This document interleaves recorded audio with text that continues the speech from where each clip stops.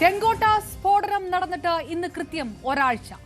അന്വേഷണം എത്തുന്നത് കൂടുതൽ ഡോക്ടർമാരിലേക്ക്. ഡോക്ടർ ഉമർ നാബി ഭട്ട് ഉൾപ്പെടുന്ന doctor engineer student sleeper cell Delhi NCRൽ 2024 അവസാനം മുതൽ സജീവമായിരുന്നുവെന്ന് ഇന്ന് NIA തുറന്ന് സമ്മതിച്ചിരിക്കുന്നു. ഫരീദാബാദ്, ഗുഡ്ഗാവ്, നോയിഡ എന്നിവിടങ്ങളിൽ ഒളിഞ്ഞിരുന്ന ഈ മോഡ്യൂളിന്റെ ലൊക്കേഷനും ചാറ്റുകളും ഫണ്ടിങ്ങും ഒരു മാസം മുൻപ് തന്നെ റോവിന്റെ കയ്യിലുണ്ടായിരുന്നു. പക്ഷേ നടപടിയുണ്ടായില്ല. ഇന്നലെ രാത്രി തൊട്ട് ഇന്ന് വൈകിട്ട് വരെ മാത്രം പിടിച്ചെടുത്തത് കശ്മീരിൽ നിന്ന് 47 കിലോ പുതിയ RDX, ഹരിയാനയിൽ നിന്ന് 3 കാർ ബോംബ് റെഡി കിറ്റുകൾ, അലിഗഡ് മുസ്ലിം യൂണിവേഴ്സിറ്റിയിൽ നിന്ന് ഒരു മെഡിക്കൽ സ്റ്റുഡന്റിന്റെ കൂടി അറസ്റ്റ്. NIAയുടെ വലിയ ചാർജ് ഷീറ്റിലുള്ളത് ഞെട്ടിക്കുന്ന ഒരു വാചകമാണ്. ഡൽഹി മെട്രോപൊളിറ്റൻ മേഖലയിൽ തന്നെ ഇപ്പോഴും 6ഓളം ഭീകരർ ഒളിവിൽ കഴിയുന്നു എന്ന്. അതായത് നമ്മുടെ തലസ്ഥാന നഗരിയിൽ, നമ്മുടെ അയൽക്കാർക്കിടയിൽ, നമ്മുടെ ആശുപത്രികളിലും യൂണിവേഴ്സിറ്റികളിലും ഇപ്പോഴും ഡോക്ടർ എഞ്ചിനീയർ ഭീകരർ സ്വതന്ത്രരായി നടക്കുന്നു. അവർക്ക് RDX ഉണ്ട്, കാർ ബോംബ് കിറ്റുണ്ട്, ടാർഗറ്റ് ലിസ്റ്റ് ഉണ്ട്. ഒരു ഫോൺ കോൾ മതി അടുത്ത സ്ഫോടനത്തിന്. ഇത് വെറും തീവ്രവാദമാണോ, അതോ പാക് ISIയുടെ പുതിയ വൈറ്റ് കോളർ ജിഹാദ് 2.0 ആണോ? ഇന്ത്യയുടെ ഇന്റലിജൻസ് സിസ്റ്റം ഇപ്പോഴും 90കളിലെ തന്ത്രങ്ങൾ ഉപയോഗിച്ച് ഈ പുതിയ തലമുറ ഭീകരരെ നേരിടുകയാണ്. ഈ സർക്കാർ സ്വയം പറയുന്ന സീറോ ടോളറൻസ് വെറും വാചകമടി മാത്രമാണോ? ഇന്ത്യയുടെ തലസ്ഥാനത്തിന്റെ ഹൃദയത്തിൽ ഒരു ഡോക്ടർക്ക് ഇത്ര സുഖമായി ബോംബ് വെക്കാൻ കഴിയുമ്പോൾ നമ്മുടെ ഇന്റലിജൻസ് ഉറങ്ങുകയായിരുന്നു, അതോ കശ്മീർ ഇപ്പോഴും കത്തുകയാണോ? അന്താരാഷ്ട്ര ഭീകരതയുടെ വേരുകൾക്ക് ഈ നാട്ടിൽ വെള്ളവും വളവും കൊടുക്കുന്നത് ആരാണെന്ന് കൂടി പരിശോധിക്കുന്നു പ്രൈം ഡിബേറ്റ്. സ്വാഗതം.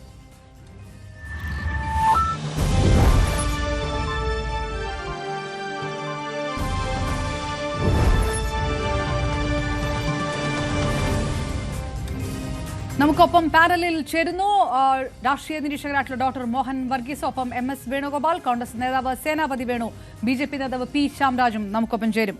ആദ്യം ഡോക്ടർ മോഹൻ വർഗീസ്, ജിഹാദ് എന്ന് പറയുന്ന ഒരു വാക്ക് വളരെ പരിപാവനമായതുകൊണ്ട് അതിനെ തീവ്രവാദവുമായി ബന്ധപ്പെടുത്തരുത് എന്ന് മുസ്ലിം സമുദായം എല്ലായ്പ്പോഴും ആവശ്യപ്പെടുന്ന ഒരു കാര്യമാണ്, അഭ്യർത്ഥിക്കുന്ന കാര്യമാണ്. പക്ഷേ അന്താരാഷ്ട്ര തലത്തിൽ ഈ വാക്ക് കോട്ട്സിലാണ് വന്നുകൊണ്ടിരിക്കുന്നത്. എഡ്യൂക്കേറ്റഡ് ജിഹാദ്, വൈറ്റ് കോളർ ജിഹാദ്, ഇത് അമേരിക്കയിലും ലണ്ടനിലും ഫ്രാൻസിലും എല്ലാം റിപ്പോർട്ട് ചെയ്യപ്പെട്ടുകൊണ്ടിരിക്കുന്ന അതേ ഒരു കാര്യമാണ് ചെങ്കോട്ട സ്ഫോടനത്തിന് പിറകിലുണ്ടായത് എന്ന് വ്യക്തമാകുന്ന തെളിവുകൾ പുറത്തേക്ക് വരുന്നു.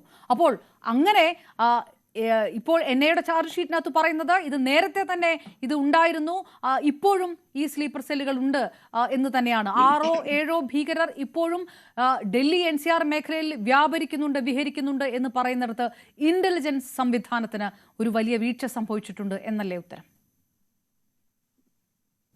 ജിഹാദ് എന്ന് പറയുമ്പോൾ ഹോളി വാർ, വിശുദ്ധ യുദ്ധം, വളരെ പരിപാവനമായ ഒന്നാണ്. ഏതെങ്കിലും ഒരു ഘടന തങ്ങൾക്കെതിരെ, വിശ്വാസ സമൂഹത്തിനെതിരെ തിരിയുമ്പോൾ ആ വിശ്വാസ സമൂഹത്തിന്റെ മോചനത്തിന് വേണ്ടി ആയുധമെടുത്ത് യുദ്ധം ചെയ്യുന്നത് പുണ്യപ്രവൃത്തിയാണ്. അതാണ് ഹോളി വാർ. അതാ ഒരർത്ഥത്തിൽ ഒരു പക്ഷെ ന്യായീകരിക്കാവുന്നതായിരിക്കാം ഒരു വിശ്വാസ സമൂഹത്തെ സംബന്ധിച്ചിടത്തോളം. പക്ഷേ ഇവിടെ in the name of religion പലപ്പോഴും സംഭവിക്കുന്നത് ഈ ഒരു രാഷ്ട്രം എന്ന ഒരു സങ്കല്പത്തിന്റെ തന്നെ അട്ടിമറിക്കത്തക്ക രീതിയിൽ, ഭരണഘടനയെ അട്ടിമറിക്കത്തക്ക രീതിയിൽ, അരാജകത്വം വിതയ്ക്കുന്ന രീതിയിൽ പ്രവർത്തിക്കുന്ന സ്ലീപ്പർ സെല്ലുകളും മറ്റ് ഘടകങ്ങളുമായി മാറുകയാണ്. ഇവിടെ എല്ലാ മേഖലകളിലും വരുന്ന മാറ്റം ഭീകരതയുടെ മേഖലയിലും വന്നിരിക്കുന്നു എന്ന് കാണാം. നോക്കൂ, കാശ്മീർ വിഷയമാണല്ലോ ഇന്ത്യക്കും പാകിസ്ഥാനും ഇടയിലുള്ള ഏറ്റവും ഹോട്ട് ഇഷ്യൂ, ഇപ്പോഴും തുടരുന്ന, കഴിഞ്ഞ 3/4 നൂറ്റാണ്ടായി തുടരുന്ന വിഷയം. ആദ്യകാലത്തെ ട്രൈബൽസിനെ ഉപയോഗിച്ചുകൊണ്ട് കാശ്മീർ ഇൻവേഡ് ചെയ്തു. പിന്നീട് സായുധമായി തന്നെ നേരിട്ട് പാകിസ്ഥാൻ സൈന്യം കാശ്മീരിന്റെ പേരിൽ 1ലധികം യുദ്ധങ്ങൾ, 3ഓളം യുദ്ധങ്ങൾ 71 വരെയുള്ള കാലഘട്ടത്തിൽ നടത്തിയത് അറിയാം. സേനാപതി വേണു സാറൊക്കെ സൈനികനായിരുന്ന ഒക്കെയാണ്. അതുകൊണ്ട് കാശ്മീരിന്റെ പേര് പറഞ്ഞുകൊണ്ടുള്ള വിശുദ്ധ പോരാട്ടങ്ങൾക്ക് അടുത്ത ലെവലിൽ 80കൾ മുതൽ കാശ്മീരിൽ ഭീകരത അഴിച്ചു വളരാൻ തുടങ്ങിയപ്പോൾ, അതായത് JKLF, Jammu and Kashmir liberation front, പിന്നീട് വന്ന ഹിസ്ബുൾ മുജാഹിദീനും ഹർക്കത്തുൽ മുജാഹിദീനും ലഷ്കർ ഇ തൊയ്ബയും, ഇപ്പോൾ 2000 ആണ്ടിൽ ഈ വിട്ടുകൊടുത്ത ഭീകരൻ ജയ്ഷെ മുഹമ്മദ് സ്ഥാപിച്ചത് നമ്മൾ കണ്ടതാണ്. മൗലന മസൂദ് അസർ, ഈ സംഘടനകളെല്ലാം ക്രോസ് ബോർഡർ ടെറർ എന്ന രീതിശാസ്ത്രമാണ് ഉപയോഗിച്ചത്. അതായത് പാകിസ്ഥാന്റെ മണ്ണിൽ ഭീകര പരിശീലനം ലഭിച്ച് മുറിക്കയിലും ബഹാൽപൂരിലും ഒക്കെ പരിശീലനം ലഭിച്ച ആ ഗറില്ലകൾ, അല്ലെങ്കിൽ ആ ഈ സന്നദ്ധ സേനാംഗങ്ങൾ എന്നവർ വിളിക്കുന്നവർ തുഴഞ്ഞു കയറി അനുകൂലമായ അന്തരീക്ഷത്തിൽ ഇന്ത്യയുടെ മഹാനഗരങ്ങളിൽ അല്ലെങ്കിൽ പല തന്ത്രപ്രധാനമായ ഇടങ്ങളിലും സ്ഫോടനം നടക്കുന്നു. 2008 ബോംബെ സ്ഫോടനമൊക്കെ അതിന്റെ ഉദാഹരണമാണ്. ഇപ്പോൾ ഇതാ ആ രീതി മാറിയിരിക്കുന്നു. പ്രത്യേകിച്ച് ആ രീതി മാറാനുള്ള കാരണം, അത് മാറുമെന്ന് പാകിസ്ഥാനും അറിയാം. കാരണം ഓപ്പറേഷൻ സിന്ധൂർ വന്നപ്പോൾ വ്യക്തമായി ഭാരതം പറഞ്ഞു, ഇനി ഒരിക്കൽ പോലും ഈ ഒരു ഓപ്പറേഷൻ സിന്ധൂർ നിർത്തിവെക്കാൻ ഉദ്ദേശിക്കുന്നില്ല. പാകിസ്ഥാൻ അതിർത്തി കടന്നുള്ള ഭീകരത അവസാനിപ്പിക്കാതെ അതിർത്തി വെക്കാൻ ഉദ്ദേശിക്കുന്നില്ല. Any act of terror against India will be treated as an act of war and aggression and it will be retaliated എന്ന ഇന്ത്യയുടെ സുചിന്തിതമായ നയം.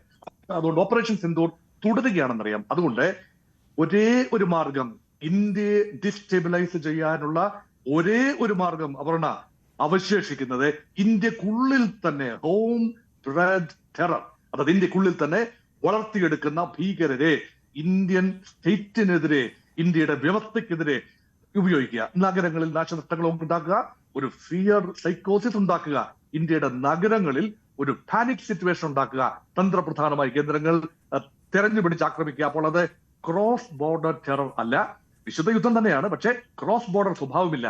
അപ്പോൾ ഇന്ത്യയുടെ നയമനുസരിച്ച് പാകിസ്ഥാനിൽ നിന്നും നുഴഞ്ഞു കയറിയവരല്ലോ. അവിടെയാണ് കാശ്മീരിന്റെ പ്രസക്തി, അവിടെയാണ് ഡോക്ടർമാരുടെ പ്രസക്തി. സമൂഹത്തിൽ ഏറ്റവും മാന്യതയുള്ള ജോലി ചെയ്യുന്നവരാണല്ലോ ഡോക്ടേഴ്സ്, എഞ്ചിനീയേഴ്സ്, പ്രൊഫസേഴ്സ്, അങ്ങനെയുള്ള ആളുകൾ. അവരിലേക്ക് സംശയത്തിന്റെ മുനകൾ നീളുന്നത് വളരെ വളരെ അപൂർവമാണ്. അങ്ങനെയുള്ളവർ നല്ല ജോലി, നല്ല ശമ്പളം, സമൂഹത്തിലെ മുന്തിയ സ്ഥാനം. അതുകൊണ്ട് എന്തിനെ തോക്കും പിടിച്ചുകൊണ്ട് ഭീകരതയ്ക്ക് പുറകെ പോകണം? ന്യായമായ ചോദ്യമാണ്. എപ്പോഴും നമ്മൾ കേട്ടിട്ടുള്ളത്, വളരെ ബുദ്ധിമുട്ടുള്ള ബാക്ക്ഗ്രൗണ്ടിൽ നിന്ന് വരുന്നവർ ആ ദാരിദ്ര്യത്തെ ഒന്ന് നേരിടാനായി പലപ്പോഴും ഭീകരതയുടെയും ഈ റാഡിക്കൽ ഐഡിയാസിന്റെയും ഒക്കെ പുറകെ പോകുന്നു.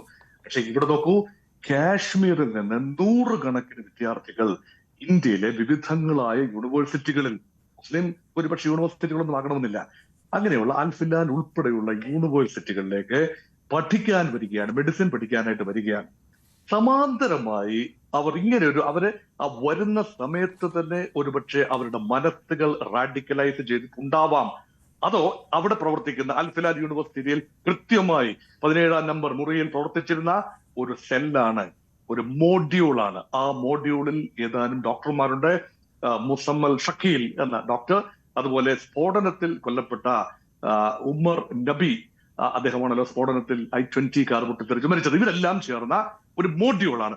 ആ മോഡ്യൂളിൽ കൂടുതൽ വിദ്യാർത്ഥികളെയും സഹപ്രവർത്തകരെയും ഒക്കെ ആഡ് ചെയ്യുകയാണ്. പലരും കാശ്മീരിനുള്ളിൽ നിന്നാണ്, ഉത്തർപ്രദേശിന്റെ വിവിധ ഭാഗങ്ങളിൽ നിന്നുള്ളവരുണ്ട്, അതുപോലെ പശ്ചിമ ബംഗാളിൽ നിന്നുള്ള ആളുകളുണ്ട്, ഹരിയാനയിൽ നിന്നുള്ള ആളുകളുണ്ട്. ഈ 4 സ്റ്റേറ്റുകളിൽ അവർ ഒരു സംസ്ഥാനങ്ങൾക്ക് അതീതമായി, കാശ്മീരിന് അതീതമായ ഒരു നെറ്റ്വർക്ക് അവിടെയുണ്ട്.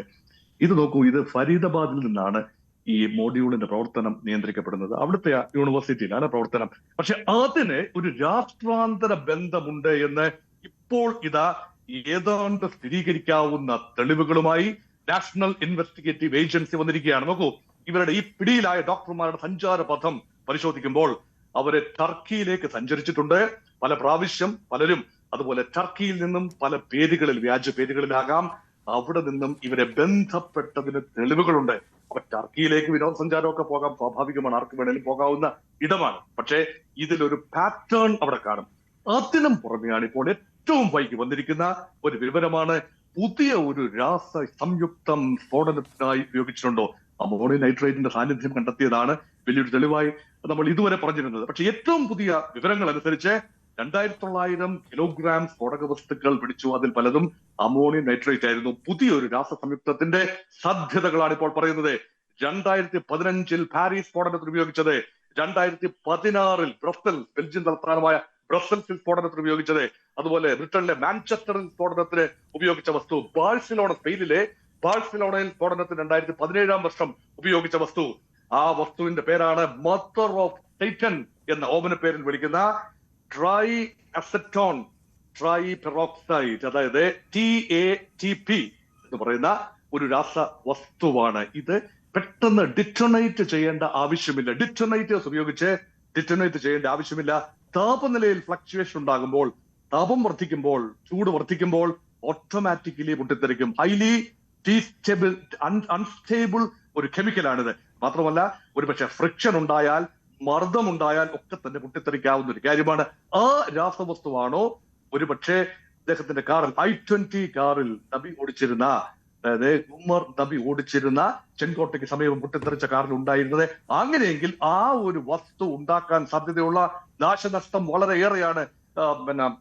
അപർണ, അതിനുള്ള പ്രധാന കാരണം ഇപ്പോൾ ഒരു പോലീസ് സ്റ്റേഷനിൽ ഇത് പൊട്ടിത്തെറിച്ചു. ഈ പരിശോധനയ്ക്കായി കൊണ്ടുപോയ രാസവസ്തു 2 കിലോഗ്രാം മാത്രമാണ്. അത് പെട്ടെന്ന് പൊട്ടിത്തെറിക്കുകയാണ്. ഈ രാസവസ്തു ആണ് എങ്കിൽ അത് സയന്റിഫിക്കായി പരിശോധന നടത്തിയാലേ അറിയൂ. 9 പേരുടെ മരണത്തിൽ കലാശിച്ചു. അങ്ങനെയെങ്കിൽ ഹൈലി അൺസ്റ്റേബിൾ ആയ ഒരു രാസപദാർത്ഥം ഇന്ത്യയുടെ വിവിധങ്ങളായ ഇടങ്ങളിൽ 32 കാറുകളാണ് വാങ്ങിയിരിക്കുന്നത്. 27 ലക്ഷം രൂപ സമാഹരിച്ചു. കൂടുതൽ സമാഹരിക്കാനുള്ള തിരക്കിലായിരുന്നു.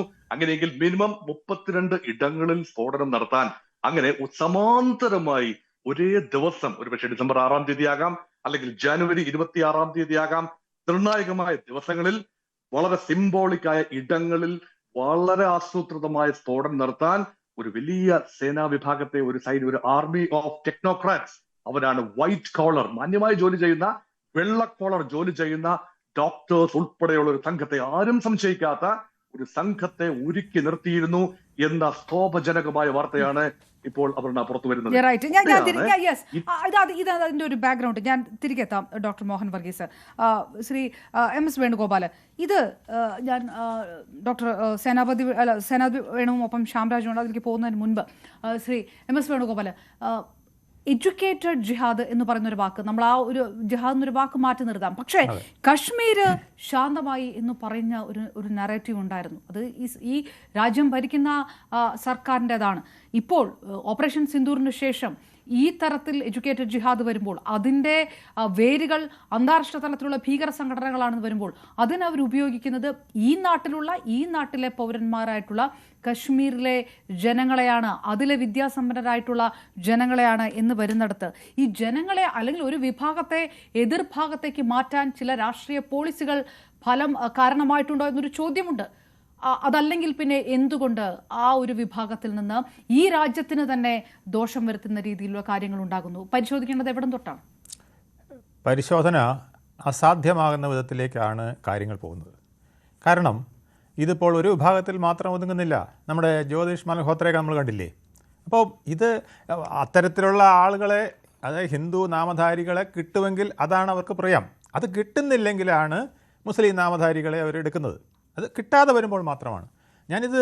ഇതിൻ്റെ ഒരു പിക്ചർ പറയുകയാണെങ്കിൽ, ഇത് നോർത്ത് ഇന്ത്യയുടെ ഏതാണ്ട് പൂർണ്ണമായും ബന്ധപ്പെടുത്തിയ ഒരു വലിയ ശൃംഖല ഉണ്ട് എന്ന് NIA കണ്ടുപിടിച്ചിരിക്കുകയാണ്. കാശ്മീരിൽ നിന്ന് തുടങ്ങി ഡൽഹിയിൽ വഴി ഹരിയാനയിൽ പോയി UP-യിൽ വന്ന്, പഞ്ചാബിലും ഇപ്പോൾ ചില ബന്ധങ്ങൾ ഇപ്പോൾ കണ്ടുപിടിച്ചിരിക്കുകയാണ് കേട്ടോ. അപ്പോൾ UP-യിൽ വന്ന് പശ്ചിമ ബംഗാളിലേക്ക് എത്തുകയാണ്. അതായത് പാകിസ്ഥാനിൽ നിന്ന് തുടങ്ങി കാശ്മീർ വഴി UP വഴി നേരെ പശ്ചിമ ബംഗാൾ കടന്ന് ബംഗ്ലാദേശ് വരെ, അല്ലെങ്കിൽ അവിടുന്ന് നേപ്പാളിലേക്ക് പോകാൻ കഴിയുന്ന വിധത്തിൽ ഒരു വലിയ നെറ്റ്വർക്ക്, ഇന്ത്യയുടെ ഹൃദയത്തെ കീറിമുറിച്ചുകൊണ്ട്, ഹൃദയം കീറിമുറിക്കുന്ന ഡോക്ടർമാർ നമ്മുടെ ഇന്ത്യയുടെ ആത്മാവിനെ കീറിമുറിക്കാൻ ഇറങ്ങിയിരിക്കുന്നു എന്നുള്ളതാണ് ഏറ്റവും വലിയ പ്രത്യേകത.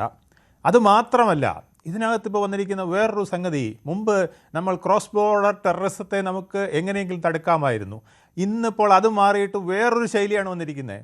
ഇന്ന് AI വരെ ഉപയോഗിച്ചുകൊണ്ട് ഓൺലൈൻ ക്ലാസ്സാണ്. ഇപ്പോൾ എനിക്ക് എൻ്റെ വീട്ടിലെ ബാത്റൂമിൽ ഇരുന്നു കൊണ്ട് ജെയ്ഷെ മുഹമ്മദിൻ്റെ അബു കാഫിയെ ബന്ധപ്പെട്ട് കഴിഞ്ഞാൽ അദ്ദേഹം എനിക്ക് ഓൺലൈൻ ക്ലാസ് എടുത്തു തരികയാണ്. എങ്ങനെ ഒരു ബോംബുണ്ടാക്കണം, എങ്ങനെ അത് സൂക്ഷിക്കണം, അതിന് ഏതൊക്കെ സാധനങ്ങളാണ് സ്വരൂപിക്കേണ്ടത്, അത് ഏത് വിധത്തിലാണ് പൊട്ടിക്കേണ്ടത്. ഈ ഓൺലൈൻ ക്ലാസ്, AI സംവിധാനത്തോടു കൂടിയ ഓൺലൈൻ ക്ലാസ്സാണ് നടക്കുന്നത്. ഇതൊക്കെ നമുക്ക് പെട്ടെന്ന് കണ്ടുപിടിക്കാൻ കഴിയുന്നു, അല്ലെങ്കിൽ പെട്ടെന്ന് തടയാൻ കഴിയുന്നതല്ല. അപ്പോൾ ഇന്ത്യ മൊത്തം ഒരു നെറ്റ്വർക്ക്, ഇപ്പം ഞാനിപ്പോൾ നോർത്തിലെ കാര്യങ്ങൾ കണ്ടത് NIA വെച്ചിട്ടാണ് പറയുന്നത്. പക്ഷേ ഇത് പല സംസ്ഥാനങ്ങളിലേക്കും വന്നിട്ടുണ്ട്. കാശ്മീർ മുതൽ കേരളം വരെയും, ത്രിപുര മുതൽ രാജസ്ഥാൻ വരെയും ഒക്കെ വ്യാപിച്ചു കിടക്കുന്ന ഒരു നെറ്റ്വർക്ക് ഉണ്ടോ എന്ന് സംശയിക്കേണ്ട വിധത്തിലേക്കാണ് ഈ കാര്യങ്ങൾ പോയിക്കൊണ്ടിരിക്കുന്നത്. നമ്മുടെ ഡോക്ടർമാർ ഇന്ന് കർഷകരായി മാറിയിരിക്കുകയാണ്. അവർ അമോണിയം നൈട്രേറ്റും പൊട്ടാഷ്യം ഒക്കെ വാങ്ങിച്ചുകൊണ്ട് ചെയ്യുന്ന കൃഷി എന്ന് പറയുന്നത് ടെററിസം കൃഷിയാണ്. അപ്പോൾ ആ ടെററിസം കൃഷി അങ്ങനെ നമ്മുടെ നാട്ടിൽ, നമ്മുടെ ഒരു യൂണിവേഴ്സിറ്റി തന്നെ ഒന്ന് ആലോചിച്ച് നോക്കൂ. യൂണിവേഴ്സിറ്റികൾ ഉത്തമ പൗരന്മാരെ പുറത്തിറക്കുന്നവരാണ്. അവർ ഡോക്ടർമാരെ എഞ്ചിനീയർമാരെയും പുറത്തിറക്കുന്നവരാണ്. അവിടെ ഒന്നാന്തരം ടെററിസ്റ്റുകളെ പുറത്തിറക്കാൻ തക്ക വിധത്തിലേക്ക് നമ്മൾ നമ്മുടെ സംവിധാനങ്ങളെ മാറ്റിക്കൊണ്ടിരിക്കുന്ന ചില ഭീകരന്മാർ ഈ നാട്ടിനകത്ത് ഉണ്ട് എന്ന് പറയുമ്പോൾ നമ്മൾ എത്ര ശക്തമായി ഇതിനെ പ്രതിരോധിക്കണം എന്ന് നമ്മൾ കാണേണ്ടിയിരിക്കുന്നു. ഇത് ഒരു പട്ടാളത്തിനോ ഇന്ന് ശ്രീ എം എസ് വേണുഗോപാൽ ഇന്ന് ഒരു ഡോക്ടറുടെ ഇന്ന് വീട്ടിൽ നിന്ന് കാശ്മീർ 42 കിലോ RDX. ഈ സമൂഹ മാധ്യമങ്ങളിലൊക്കെ ചോദിക്കും മെഡിക്കൽ കോളേജിലൊക്കെ ഇനി അഡ്മിഷൻ നടക്കുമ്പോൾ നാഷണൽ സെക്യൂരിറ്റി ചെക്കിംഗ് വേണോ എന്നൊക്കെ ഉള്ളതാണ്. പക്ഷേ അങ്ങനെ ഒരു പ്രൊഫൈലിംഗ് ചെയ്താൽ ഇപ്പോൾ കാശ്മീരിലുള്ള അടക്കം ഡോക്ടർമാരെ പ്രൊഫൈലിംഗ് ചെയ്താൽ അതൊരു ഹ്യൂമൻ റൈറ്റ്സ് വയലേഷൻ ഉണ്ടാകുമോ എന്നൊരു വലിയ ചോദ്യമുണ്ട്. പക്ഷേ ഏത് ഘട്ടത്തിലാണ് ഈ നിൽക്കുന്നത്? ഒരു ഡോക്ടർ, ഞാൻ പറയുന്നത് ഇപ്പോൾ ഒരു മതത്തിന്റെ ഡോക്ടറെ മാത്രമല്ല, നമ്മൾ പലരെയും ചെക്ക് ചെയ്യേണ്ടിയിരിക്കുന്നു. കാരണം ഇതിപ്പോൾ ഞാൻ പറഞ്ഞില്ലേ, ജ്യോതി മൽഹോത്ര പിന്നെ ഏത് മതത്തിൻ്റെ ആളാണ്? അപ്പോൾ ഇത് അവർ നടത്തിയ നെറ്റ്വർക്കിംഗ് എന്തായിരുന്നു? അവർ നമ്മുടെ പാക് ഹൈക്കമ്മീഷണറുമായി ബന്ധപ്പെട്ടുകൊണ്ട് അത് കഴിഞ്ഞ് പാകിസ്ഥാനിൽ പോയിക്കൊണ്ട് ഒക്കെ നടത്തിയ പ്രവർത്തനങ്ങൾ എത്രയായിരുന്നു? അപ്പോൾ ഇത് വലിയ ഒരു ഇപ്പോൾ പണം കൊടുത്താൽ എന്തും ലഭിക്കുന്ന ഒരു കാലത്താണ് നമ്മൾ ജീവിക്കുന്നത്. പണം വലിയ ഒരു ഘടകമായിരിക്കുന്നു മനുഷ്യന്. അപ്പോൾ അവിടെ പണം കൊടുത്ത് നമ്മുടെ രാഷ്ട്രത്തിനെ അല്ല സ്വന്തം കുടുംബത്തിനെ തന്നെ പിന്നെ തകർക്കാൻ തയ്യാറുള്ള ഒത്തിരി പേര് ഈ നാട്ടിലുണ്ടെന്നേ. അപ്പോൾ ഇത് ഈ നാട്ടിൽ മാത്രമല്ല ഞാൻ പറയുന്നത്, ലോകം മൊത്തം ഇങ്ങനെ ആയിപ്പോയി കഴിഞ്ഞിരിക്കുന്നു.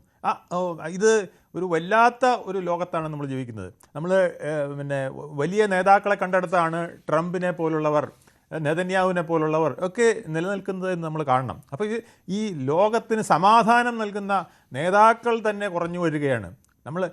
അതാണ് നമ്മുടെ ഒരു കാലഘട്ടത്തിൻ്റെ ഒരു പ്രത്യേകത. ടെററിസ്റ്റ് രാഷ്ട്രങ്ങൾ തന്നെ ഉണ്ടായിക്കൊണ്ടിരിക്കുകയാണ്. എന്നിട്ട് ടെററിസ്റ്റ് രാഷ്ട്രങ്ങളെ അത് ടെററിസ്റ്റ് രാഷ്ട്രങ്ങളല്ല എന്ന് വലിയ വലിയ രാഷ്ട്രങ്ങൾ, ഈ ലോകത്തെ സംരക്ഷിക്കേണ്ട രാഷ്ട്രങ്ങൾ പറയുകയാണ് അത് ടെററിസ്റ്റ് രാഷ്ട്രമല്ല, അത് സമാധാനത്തിൻ്റെ രാഷ്ട്രമാണ്, നിങ്ങൾ അവരെ അടിച്ചാൽ അവർ തിരിച്ചടിക്കുന്നതാണ് എന്ന് പ്രൊപ്പഗേറ്റ് ചെയ്യുന്ന വിധത്തിലേക്ക് വരെ നമ്മുടെ അയൽ രാഷ്ട്രങ്ങൾ ഉൾപ്പെടെയുള്ളവരെ ഓരോരുത്തർ ഫോക്കസ് ചെയ്തുകൊണ്ടിരിക്കുകയാണ്. അപ്പോൾ ഈ രീതിയിൽ പോകുമ്പോൾ നമ്മൾ എവിടെയാണ് സമാധാനം കാണേണ്ടത്? സമാധാനം കാണണമെങ്കിൽ ഓരോ വ്യക്തിയുടെയും മനസ്സിൽ അത് ഉണ്ടാക്കാനാണ് ശ്രമിക്കേണ്ടത്. അത് ചെയ്യേണ്ട, പക്ഷേ എവിടെയാണ് ഇത് തുടങ്ങേണ്ടത്? യൂണിവേഴ്സിറ്റികളാണ് തുടങ്ങേണ്ടത്. പക്ഷേ ഇന്ന് യൂണിവേഴ്സിറ്റികളാണ് ടെറർ കൃഷി കേന്ദ്രങ്ങളായി വളം ഉപയോഗിച്ച് വരെ ടെറർ കൃഷി ചെയ്യാമെന്നും വൻ സ്ഫോടനങ്ങൾ നടത്താമെന്നും ഇന്ത്യയുടെ ആത്മാവ് വരെ തകർക്കാൻ കഴിയുന്ന വിധത്തിലുള്ള സ്ഫോടനങ്ങൾ നടത്താമെന്നുമൊക്കെ അതിന്റെ പ്ലാനുകളെല്ലാം പൊളിറ്റിക്സിലൂടെ കടന്ന ശേഷം അതിനൊരു അന്താരാഷ്ട്ര തലത്തിലേക്കൂടെ വരാൻ വരും. ഞാൻ താങ്കളെക്കൂടെ തിരികെ എത്താം. BJP നേതാവ് P. ശ്യാംരാജ്, ഞാൻ ആദ്യം BJPയിലേക്ക് പോകുന്നത് അതിനുശേഷമാണ് എനിക്ക് കോൺഗ്രസിനോട് ചോദിക്കാനുള്ളത്. ശ്യാംരാജ്, ആർട്ടിക്കിൾ 370 റദ്ദാക്കിയ ശേഷം ടൂറിസം റെക്കോർഡ് ലെവലിലേക്ക് കാശ്മീരിലെത്തി. അവിടെ G20 മീറ്റിംഗ് വരെ നടന്നു. പക്ഷേ അവിടുത്തെ ഒരു ഡോക്ടർക്ക് ഡൽഹി വരെ എത്തി ബോംബ് വയ്ക്കാൻ കഴിഞ്ഞു. കാശ്മീർ ശാന്തമാണ് എന്നുള്ളത് BJP സർക്കാരിന്റെ NDA സർക്കാരിന്റെ നരേറ്റീവാണ്. അവസാനിച്ചു? ആ നരേറ്റീവിന്റെ കാലം കഴിഞ്ഞോ? അപർണ, കാശ്മീർ ശാന്തമല്ല എന്നുള്ളതാണ് നരേറ്റീവ്.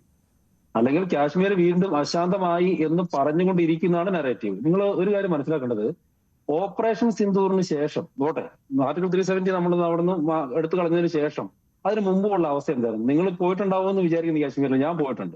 ലാൽ ചോക്കിൽ ഞാൻ 2023 ലാൽ ചോക്ക് മുതൽ ശ്രീനഗർ വരെ വലിയൊരു ഞങ്ങളവിടെ ഒരു ബൈക്ക് റാലിയൊക്കെ നടത്തുകയുണ്ടായി. അപ്പോൾ അത് ഏത് കാലഘട്ടത്തിലാണ് നമുക്ക് അതിലൊന്ന് പുറത്തിറങ്ങി നടക്കാൻ വേണ്ടിയിട്ട് പറ്റിയേ? ഇവിടെ ശ്രീ രാഹുൽ ഗാന്ധിക്കും പ്രിയങ്ക ഗാന്ധിക്കൊക്കെ കാശ്മീരിൽ പോയിട്ട് എന്നാണ് അവിടെ പോയിട്ട് മഞ്ഞുവാരി എറിഞ്ഞ് കളിക്കാൻ വേണ്ടിയിട്ട് പറ്റിയേ? അതിനു മുമ്പ് അവിടുത്തെ അന്തരീക്ഷം എന്തായിരുന്നു? അതിൽ നിന്ന് എത്രയോ മാറ്റങ്ങൾ ഇപ്പോൾ വന്നിട്ടുണ്ട്. എത്ര വലിയ മാറ്റങ്ങൾ വന്നിട്ടുണ്ട്. അപ്പോ നമ്മളൊരു ഇടത്തിന്റെ സമാധാനപൂർണമായോ ഇല്ലയോ എന്നുള്ള ഒരു കണക്കെടുക്കേണ്ടത് അതിന് മുമ്പ് എങ്ങനെയായിരുന്നു, അതിന് പിന്നീട് എങ്ങനെയാണ് എന്നുള്ളവരാണ്. ഇനി തീവ്രവാദികളെ സംബന്ധിച്ചിടത്തോളം അവൻ 100 തവണ ട്രൈ ചെയ്യുമ്പോൾ ഒരു തവണ ആ ഒരു സ്ഫോടനം നടത്തി കഴിഞ്ഞാൽ അവൻ അതിൽ വിജയിച്ചു. നമ്മളെ സംബന്ധിച്ചിടത്തോളം 100 തവണ അവൻ ട്രൈ ചെയ്യുമ്പോൾ 100 തവണയും അതിനെ നിർവീര്യമാക്കുകയും വേണം.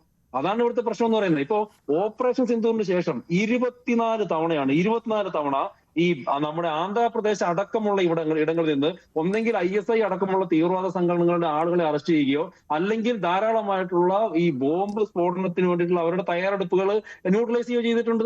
അപ്പൊ ഇത് തീവ്രവാദികളെ സംബന്ധിച്ചിടത്തോളം ഇത് നടന്നുകൊണ്ടേയിരിക്കും, ഇവരിത് ചെയ്തുകൊണ്ടേയിരിക്കും. നമ്മളെ സംബന്ധിച്ച് നമ്മൾ ശക്തരാവുന്നത് അതിനെ നിർവീര്യമാക്കാൻ, അവരെ അറസ്റ്റ് ചെയ്യാൻ, അവരുടെ ആ ഒരു ട്രൈ ചെയ്യുന്ന അതിനെ നമുക്ക് എങ്ങനെ അതിനെ ഇല്ലാതാക്കാൻ വേണ്ടി കഴിയുന്നു എന്നുള്ളത് കൊണ്ടാണ്. അപ്പൊ അങ്ങനെ നോക്കുമ്പോഴത്തേക്ക് നിങ്ങൾ നോക്കുക, കഴിഞ്ഞ 10 വർഷത്തിനകത്ത് ഈ രാജ്യത്തിനകത്ത് തീവ്രവാദ പ്രവർത്തനങ്ങളും ബോംബ് സ്ഫോടനങ്ങളും എത്രയധികം കുറഞ്ഞു. നമ്മളിപ്പോ ഇത്തവണ ഉണ്ടായിട്ടുള്ള ഡൽഹി ബ്ലാസ്റ്റുമായിട്ട് ബന്ധപ്പെട്ടാണല്ലോ, അതിനൊരു കോണ്ടെക്സ്റ്റിലാണ് നമ്മൾ ചർച്ച ചെയ്യുന്നത്.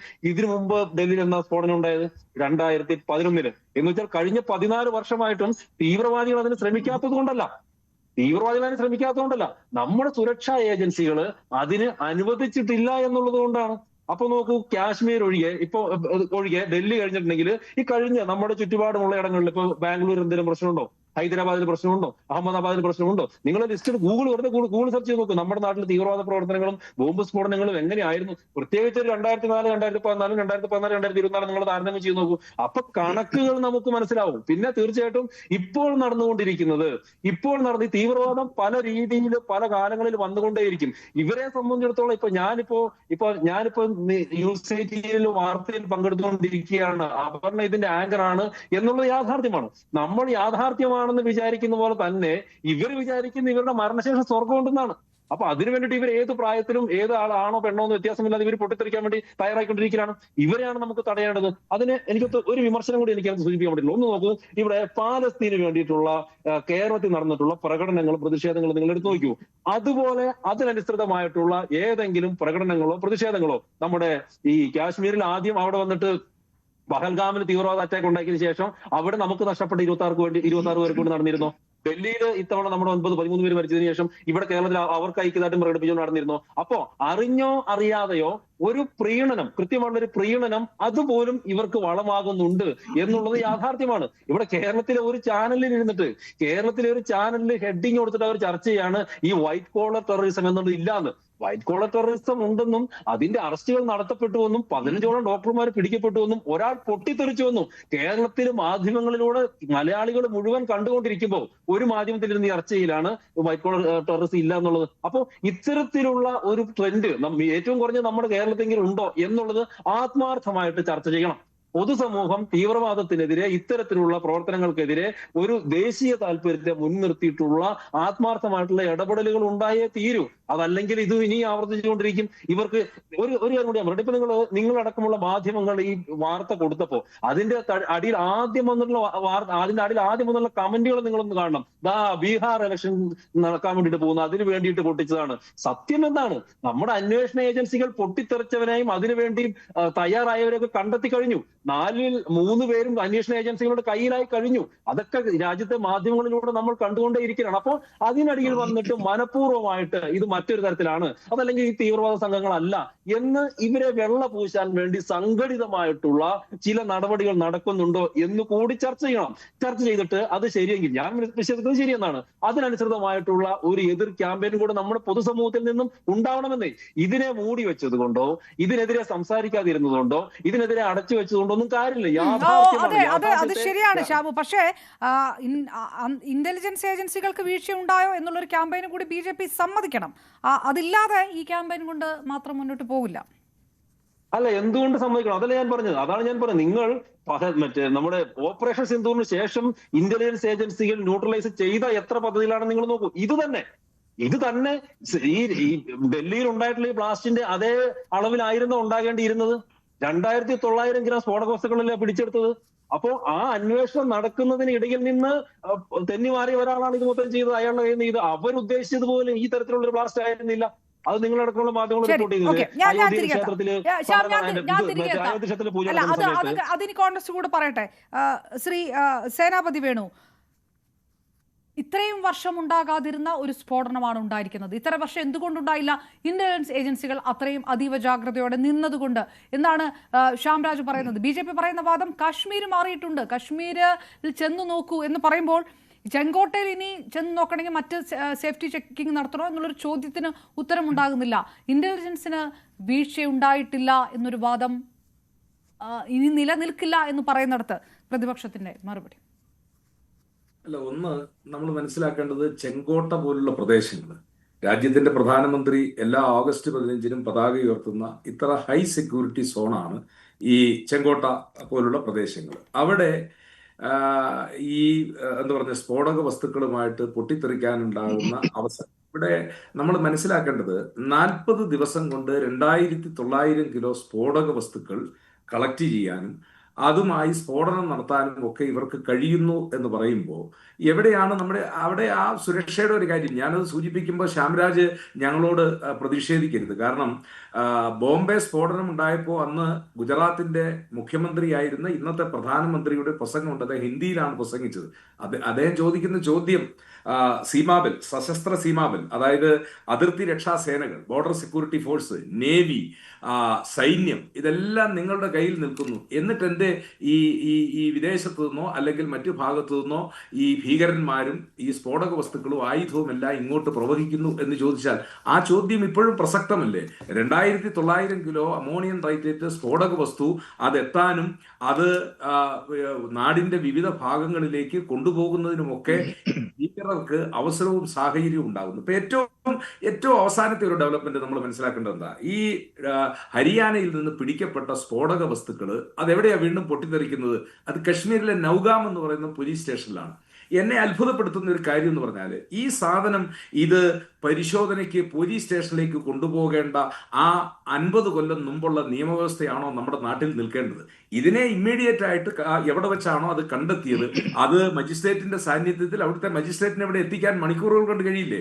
അതിന്റെ തെളിവെടുപ്പ് നടത്തിയതിനു ശേഷം ഏതെങ്കിലും ആർമി കന്റോൺമെന്റ് ഏരിയയിലെ ഫയറിംഗ് റേഞ്ചിൽ ഇതിനെ ഇമ്മീഡിയറ്റ് ആയിട്ട് ഡിസ്ട്രോയ് ചെയ്യാനുള്ള നടപടികളല്ലേ? അല്ലാതെ പണ്ട് പോലീസ് സ്റ്റേഷനിൽ കോഴി മോഷിച്ച കോഴിയെ മുതലായിട്ട് കൊണ്ടുവരുന്ന പോലെയോ ഇല്ലെങ്കിൽ ഏതെങ്കിലും മോഷണത്തിലെ കൊണ്ടുവരുന്നത് പോലെ സൂക്ഷിക്കേണ്ട ഒരു സാധനമാണോ ഈ സ്ഫോടക വസ്തുക്കൾ എന്ന് പറയുന്നത്? അപ്പൊ നിർദോഷികളായ പോലീസ് ഉദ്യോഗസ്ഥർ, ഇപ്പോ നളിൻ പ്രഭാത് എന്ന് പറയുന്ന ജമ്മു ആൻഡ് കശ്മീരിന്റെ ഡയറക്ടർ ജനറൽ ഓഫ് പോലീസ് പറഞ്ഞിരിക്കുന്നത് നിങ്ങൾ ആരും ഭയപ്പെടേണ്ട കാര്യമില്ല, ഇത് അബദ്ധത്തിൽ ഉണ്ടായ ഒരു സ്ഫോടനമാണ് എന്നുള്ളത്. അപ്പോ RDXനേക്കാൾ വെല്ലുന്ന രീതിയിൽ, മുമ്പൊക്കെ RDX ആയിരുന്നു, അതിനെ വെല്ലുന്ന രീതിയിലുള്ള ഈ സ്ഫോടക വസ്തു കണ്ടെത്തിയതിനു ശേഷം ഈ സ്ഫോടക വസ്തുവിനെ ഹരിയാനയിൽ നിന്ന് പിന്നെ 800 കിലോമീറ്റർ അപ്പുറം ഇത് എത്ര ദൂരത്തിൽ യാത്ര ചെയ്തിട്ടുണ്ടാവും? എത്രയോ പ്രധാനപ്പെട്ട പട്ടണങ്ങൾ കടന്നു പോയിട്ട്, അംബാല, ജമ്മു, ഉദംപൂര്, അവിടുന്ന് പോയി കഴിഞ്ഞാൽ ഇത് കശ്മീരിന്, ഈ പട്ടണങ്ങളിലൂടെ എല്ലാം യാത്ര ചെയ്യുമ്പോൾ ഏതെങ്കിലും വാഹനവുമായിട്ട് കൂട്ടിയിടിച്ചാലുണ്ടാകുന്ന സ്ഥിതിവിശേഷം. അപ്പൊ എത്ര ലാഘവത്തോടു കൂടിയാണ് ഇതിനെയൊക്കെ കൈകാര്യം ചെയ്യുന്നത്? അവിടെയാണ് അപർണ നമ്മുടെ സുരക്ഷയിൽ ഉണ്ടാകുന്ന ഒരു വീഴ്ച എന്ന് പറയുന്നത്. ഇപ്പോ ഈ സ്ഫോടക വസ്തുവിന്റെ സാമ്പിൾ ശേഖരിക്കുക എന്നുള്ളതല്ലേ? സാമ്പിൾ ശേഖരിക്കാൻ പിന്നെ സ്ഫോടക വസ്തു പൂർണ്ണമായിട്ട് അങ്ങോട്ട് കൊണ്ടുപോകേണ്ടതായിട്ടുണ്ടോ? അതിന് പരിമിതമായ സാമ്പിൾ ശേഖരിക്കുക, അത് ലാബിലേക്ക് അയക്കുക. അതിന് ഈ സ്ഫോടക വസ്തുക്കൾ മുഴുവൻ കശ്മീരിൽ കൊണ്ടുപോകേണ്ട ആവശ്യമുണ്ടോ? എത്രയോ വലിയ അപകടമാണ് അവിടെ ഉണ്ടായത്. അവിടെ സിവിൽ പോലീസ് ഉദ്യോഗസ്ഥന്മാര്, അതോടൊപ്പം തന്നെ കോടതിയിലെ ജീവനക്കാര്, വലിയ പരീക്ഷണങ്ങൾ നടത്താൻ പ്രാപ്തരായ ഫോറൻസിക് ഉദ്യോഗസ്ഥന്മാര്, ഇവരൊക്കെ എത്രയോ വിദഗ്ധന്മാരാണ് അവിടെ മരണപ്പെട്ടിട്ടുള്ളത്. ആരാണ് ഈ വീഴ്ചയ്ക്കൊക്കെ ഉത്തരവാദിത്വം പറയുന്നത്? ശ്രീ നളിൻ പ്രഭാതിന്റെ കേവലമായ ഒരു പ്രസ്താവനയിലൂടെ ഇതൊരു ആക്സിഡന്റ് അല്ലെങ്കിൽ ഒരു അപകടത്തിലൂടെ മരണപ്പെട്ടതാണെന്ന് പറഞ്ഞാൽ അതൊക്കെ ഈ നാട്ടിലെ പൊതുസമൂഹത്തിന് അങ്ങനെ പൂർണ്ണമായിട്ടും വിശ്വസിക്കാൻ കഴിയുമോ? ഇവിടെ പഹൽഗാം ആക്രമണത്തിന് ശേഷം രാജ്യത്തിന്റെ സുരക്ഷാ സംവിധാനങ്ങളെല്ലാം പഴുതടച്ചതാണ്, ഒരു കുഴപ്പവുമില്ല എന്ന് ആഭ്യന്തരമന്ത്രിയും പ്രധാനമന്ത്രിയും അടിവരയിട്ട് നമ്മളോട് പറയുമ്പോൾ, ഡൽഹിയിൽ പാർലമെന്റ് ആക്രമണത്തിന് ശേഷം ഡൽഹിയുടെ ചരിത്രത്തിൽ ഡൽഹിയുടെ പ്രാന്തപ്രദേശങ്ങളിലൊക്കെ ബോംബ് പൊട്ടിയിട്ടുണ്ട്. പണ്ട് ട്രാൻസിസ്റ്റർ ബോംബുകളൊക്കെ നമ്മുടെ പഞ്ചാബിലെ ഭീകര സംഘടനകളൊക്കെ വെക്കുന്ന ഒരു കാലഘട്ടം ഉണ്ടായിരുന്നു. പക്ഷേ ഇതുപോലെ തന്ത്രപ്രധാനമായ പ്രദേശങ്ങളിൽ ഇത്രയും വലിയ സ്ഫോടനങ്ങൾ നടക്കുകയും ആ സ്ഫോടനത്തിന്റെ പിന്നിൽ ടൺ കണക്കിന് സ്ഫോടക വസ്തുക്കൾ കളക്ട് ചെയ്ത് ഒരു ട്രാൻസിസ്റ്റർ ബോംബ് വെക്കുന്ന പോലെയാണോ? അല്ലെങ്കിൽ RDX ഏതെങ്കിലും ചോറ്റുപാത്രത്തിൽ വെക്കുന്നത് പോലെയാണോ? ഇത് എത്രയോ ടൺ കണക്കിനുള്ള സ്ഫോടക വസ്തുക്കളാണ് കളക്ട് ചെയ്യാനും കൊണ്ടുവരാനും. ഇതൊക്കെ വിദേശത്ത് നിന്ന് എത്തുന്നു. അപ്പൊ മോഡിയോട് ഞങ്ങൾ ഒരു ചോദ്യം ചോദിക്കുന്നു. സർ, പോലീസ് നിങ്ങളുടെ കയ്യിൽ, ഇന്റലിജൻസ് നിങ്ങളുടെ കയ്യിൽ, റിസർച്ച് ആൻഡ് അനാലിസിസ് വിങ് നിങ്ങളുടെ കയ്യിൽ, NIA നിങ്ങളുടെ കയ്യിൽ, ബോർഡർ സെക്യൂരിറ്റി ഫോഴ്സ് നിങ്ങളുടെ കയ്യിൽ, നേവി നിങ്ങളുടെ കയ്യിൽ, എല്ലാ സംവിധാനങ്ങളും നിങ്ങളുടെ കയ്യിൽ നിൽക്കുമ്പോൾ ഇതൊക്കെ ഈ രാജ്യത്തേക്ക് ഇങ്ങനെ പ്രവഹിച്ചു കൊണ്ടിരിക്കുമ്പോൾ ഇതൊക്കെ സ്വാഭാവികമായിട്ടുണ്ടാകുന്നതാണ്. അല്ലെങ്കിൽ ആരെങ്കിലും മസ്തിഷ്ക പ്രക്ഷാളനം ചെയ്യപ്പെട്ടവന്റെ കയ്യിൽ ഈ സ്ഫോടക വസ്തുക്കൾ എത്താനുള്ള സാഹചര്യം എവിടെയുണ്ടായി? ഇത് ഏതായാലും ശൂന്യാകാശത്ത് സൃഷ്ടിച്ചതല്ലോ. ശ്രീ സേനാപതി വേണു, ആ വാക്കിലേക്ക് താങ്കൾ എത്തി. ഇന്റലിജൻസ് വീഴ്ചയാണോ എന്നുള്ളത് രണ്ടാം ഘട്ടമാണ്. നമ്മുടെ ഈ ചോദ്യത്തിനകത്ത് ആദ്യം വൈറ്റ് കോളർ ജിഹാദാണ്. കശ്മീർ ഫയലുകളൊക്കെ കൈകാര്യം ചെയ്തത് കോൺഗ്രസ് സർക്കാരാണ്. ഈ പാകിസ്ഥാൻ ഭീകരരെ ഭായി എന്ന് വിളിച്ചത് കോൺഗ്രസ് നേതാക്കളാണ്. ഈ വൈറ്റ് കോളർ ജിഹാദിന്റെ ഒരു മോഡ്യൂളിന്റെ പേര് കോൺഗ്രസിന് ഒരു അപ്പീസ്മെന്റ് പൊളിറ്റിക്സിൽ ഉണ്ടായതല്ലേ എന്ന ചോദ്യത്തിന് പാർട്ടിക്ക് ഉത്തരം പറയേണ്ടി വരും. രാഹുൽ ഗാന്ധി കഴിഞ്ഞ വർഷം പറയുന്നു മോദി കശ്മീരുകാരെ ശത്രുക്കളാക്കി മാറ്റുകയാണ്, അത് കലാപത്തിലേക്ക് എത്തുമെന്ന്. ഏതാണ്ട് ഒരു പ്രവചനം പോലെയായി മാറിയോ?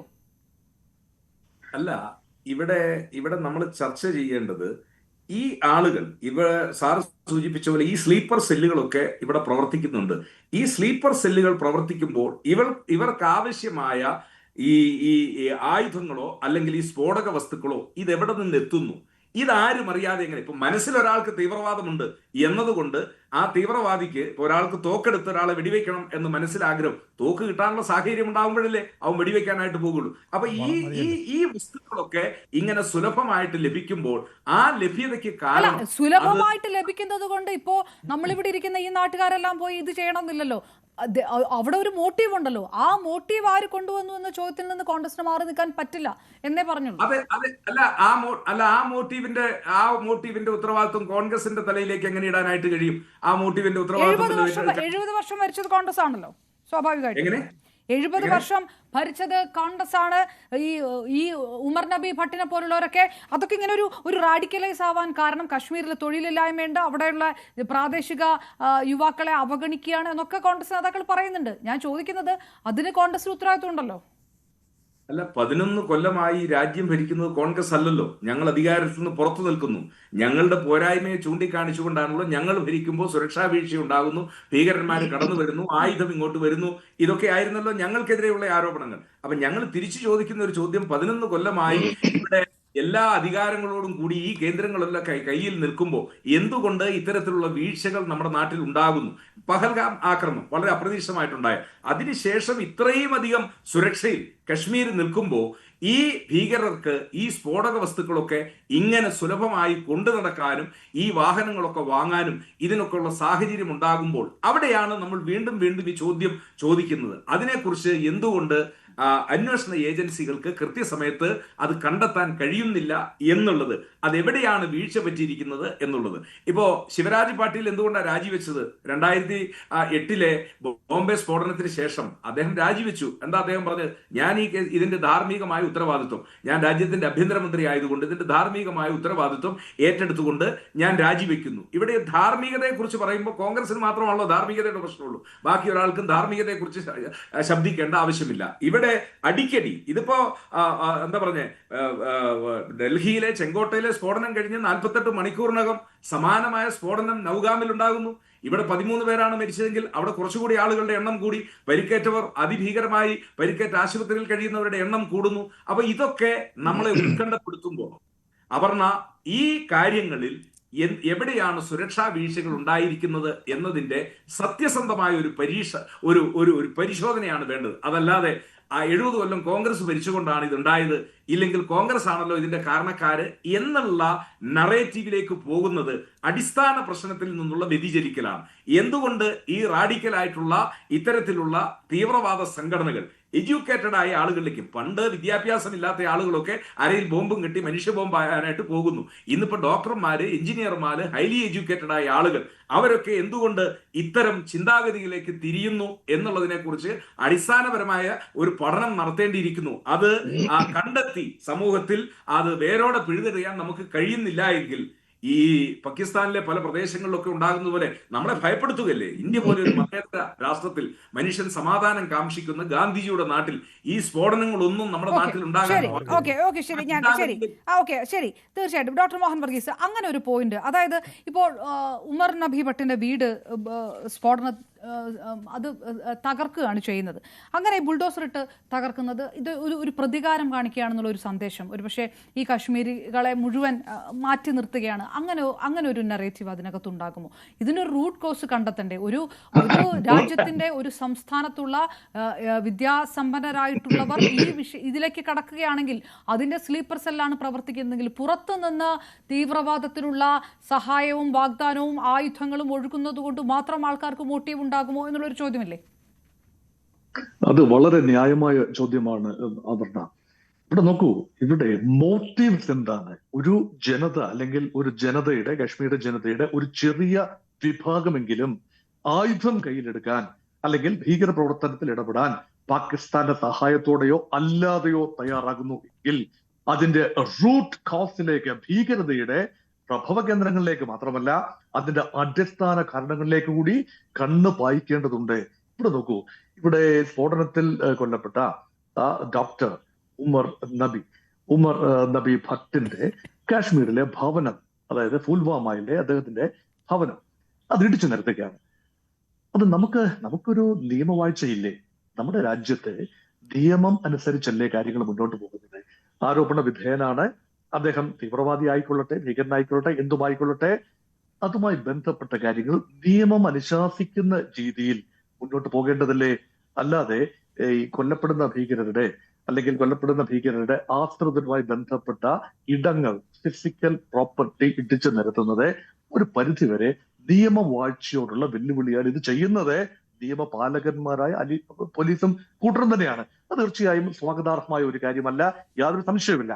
ഇനി നേരത്തെ നടന്ന ഒരു ഡിബേറ്റ്, നേരത്തെ ഇപ്പൊ നമ്മൾ സംസാരിച്ചുകൊണ്ടിരുന്നത് ഇതിന് പരസ്പരം രാഷ്ട്രീയ കക്ഷികൾ പരസ്പരം, ഇത് കോൺഗ്രസ് കാലഘട്ടത്താണ് തീവ്രവാദം ഉണ്ടായത്, അതായത് BJP-യുടെ കാലഘട്ടത്തിൽ കഴിഞ്ഞ 11 വർഷത്തിനുള്ളിൽ വർദ്ധിച്ചു വന്ന തീവ്രവാദം സുരക്ഷാ ഭീഷണി കൊണ്ടാണ് എന്നൊക്കെ പറഞ്ഞത് കേട്ട് ഞാൻ കൗതുകത്തോടെ ഇരിക്കുകയായിരുന്നു. ആർക്കും ആരെയും കുറ്റപ്പെടുത്താൻ ആവില്ല. ദേശീയ സുരക്ഷ കോൺഗ്രസിനും BJP-ക്കും ഇടതുപക്ഷങ്ങൾക്കും ഒക്കെ വളരെ പ്രിയപ്പെട്ടതാണ്. മനഃപൂർവ്വമായി ഒരു രാഷ്ട്രീയ കക്ഷിയും ഭീകരത വളർത്താനുള്ള ഒരു സാഹചര്യം ഉണ്ടാക്കില്ല എന്നത് നിശ്ചയമായും പറയാം. പക്ഷേ ചരിത്രപരമായി നമ്മൾ നോക്കുമ്പോൾ കാശ്മീരിലെ ജനങ്ങളുടെ ഒരു ആശയ അഭിലാഷങ്ങൾ വേണ്ട രീതിയിൽ കേന്ദ്രത്തിൽ റെപ്രസെന്റ് ചെയ്യപ്പെടുന്നില്ല എന്ന ഒരു തോന്നൽ 1948 മുതൽ തന്നെ ഉണ്ട്. അത് പല സമയങ്ങളിലായി കാശ്മീർ ജനത തെരഞ്ഞെടുത്ത വസീർ ഇ അസം അല്ലെങ്കിൽ അങ്ങനെയുള്ള പ്രധാനമന്ത്രി ഇതായിരുന്നു ആദ്യത്തെ പേര്, അവരെയൊക്കെ പിരിച്ചുവിടുക, ആർട്ടിക്കിൾ 356 ഉപയോഗിച്ച് ഏറ്റവും കൂടുതൽ പ്രാവശ്യം ആർട്ടിക്കിൾ 356 ഉപയോഗിക്കപ്പെട്ടത് കാശ്മീർ സംസ്ഥാനത്തിനെതിരെയാണ്. അത് കോൺഗ്രസിന്റെ കാലഘട്ടത്തിൽ വന്നതാണ്. അത് മാത്രമല്ല, ജനാധിപത്യപരമായി തെരഞ്ഞെടുക്കപ്പെട്ട ഒരു ഗവൺമെന്റിനെ എത്ര പ്രാവശ്യമാണ് പിരിച്ചുവിട്ടത്? അപ്പോൾ കാശ്മീരിലെ അന്നത്തെ 70-കൾ ആ സമയത്താണ് തീവ്രവാദം തഴച്ചു വളർന്നത്. 80-കളുടെ മധ്യത്തിലാണ് വൻതോതിൽ തീവ്രവാദം, കാശ്മീർ തീവ്രവാദം. പഞ്ചാബായിരുന്നു ആദ്യത്തെ പ്രഭവ കേന്ദ്രം. 80-കളുടെ അവസാനമായപ്പോൾ കാശ്മീരിൽ വർദ്ധിച്ചു വരുന്ന ഭീകരത അവിടെ തലമുക്കാണ്. JKLF-ന്റെ ഒക്കെ ആ കാലത്തെ ഒരു പ്രഭാവം ഞാൻ ഓർക്കുകയാണ്. ആ ഒരു സമയത്ത് ഒരു ഹർട്ട് ഫീലിംഗ് ഉണ്ടായി കാശ്മീരി ജനതയുടെ യുവത്വത്തിന്. പഴയ തലമുറ പക്ഷേ മറ്റൊരു രീതിയിലാവും ചിന്തിക്കുന്നത്. അതിനുള്ള കാരണം എന്ന് പറഞ്ഞാൽ there is no future for us in India എന്ന ചിന്ത ഉണ്ടായി. അതിൽ നിന്നാണ് ഒരു ചെറിയ വിഭാഗം ആളുകളെങ്കിലും ആയുധമെടുക്കുന്നതിനെ കുറിച്ച് ആലോചിക്കുന്നതും കൃത്യമായി അവർക്ക് പരിശീലനവും സഹായവും സഹകരണവും എല്ലാം തന്നെ പാകിസ്ഥാനിൽ നിന്ന് ലഭിക്കുകയും ചെയ്തു. ഇത് പാകിസ്ഥാനിൽ നിന്ന് മാത്രമുള്ള നുഴഞ്ഞുകയറ്റമാണ് എന്ന് എക്കാലത്തും വിശ്വസിക്കാനാണ് നമ്മൾ ആഗ്രഹിക്കുന്നത്. പക്ഷേ ഇന്ത്യക്കുള്ളിൽ ഇങ്ങനെ ഒരു വികാരം വളർന്നു വരുന്നുണ്ട് എങ്കിൽ അത് അഡ്രസ് ചെയ്യപ്പെടണം. ഹർട്ട് ഫീലിംഗ് എന്നത് കാശ്മീർ ജനതയുടെ ഹർട്ട് ഫീലിംഗ് അഡ്രസ് ചെയ്യപ്പെടണം. നമ്മുടെ ഫെഡറലിസത്തിന്റെ തന്നെ ബേസ് എന്താണ്? നമ്മുടെ ഒരു ലിംഗ്വിസ്റ്റിക് ഫെഡറലിസമാണ്. അവിടെ ഒരു വ്യത്യസ്തമായ ഒരു മതവിഭാഗത്തിന് ഭൂരിപക്ഷമുള്ള സംസ്ഥാനം കാശ്മീരാണ്. അപ്പൊ ഫെഡറൽ ഇന്ത്യക്ക് ഒരു സോളിഡിറ്റി, വൈവിധ്യം, സ്റ്റെബിലിറ്റി എല്ലാം നൽകാൻ കാശ്മീർ അത്യന്താപേക്ഷിതമായ ഒരു കാര്യമാണ്.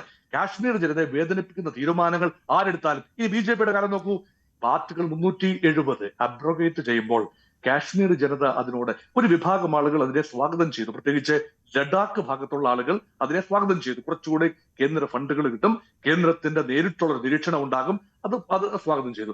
അതുപോലെ കാശ്മീർ ജനതയുടെ നല്ല ഭാഗം അത് സ്വാഗതം ചെയ്തു. ജമ്മുവിലെ ആളുകൾ സ്വാഗതം ചെയ്തു. അതിനുള്ള കാരണം എന്താണ്? കൂടുതൽ സുരക്ഷ അവർക്ക് ലഭിക്കും, കേന്ദ്രത്തിന്റെ നേരിട്ടുള്ള ഒരു കൈവപ്പ് ഉണ്ടാകും.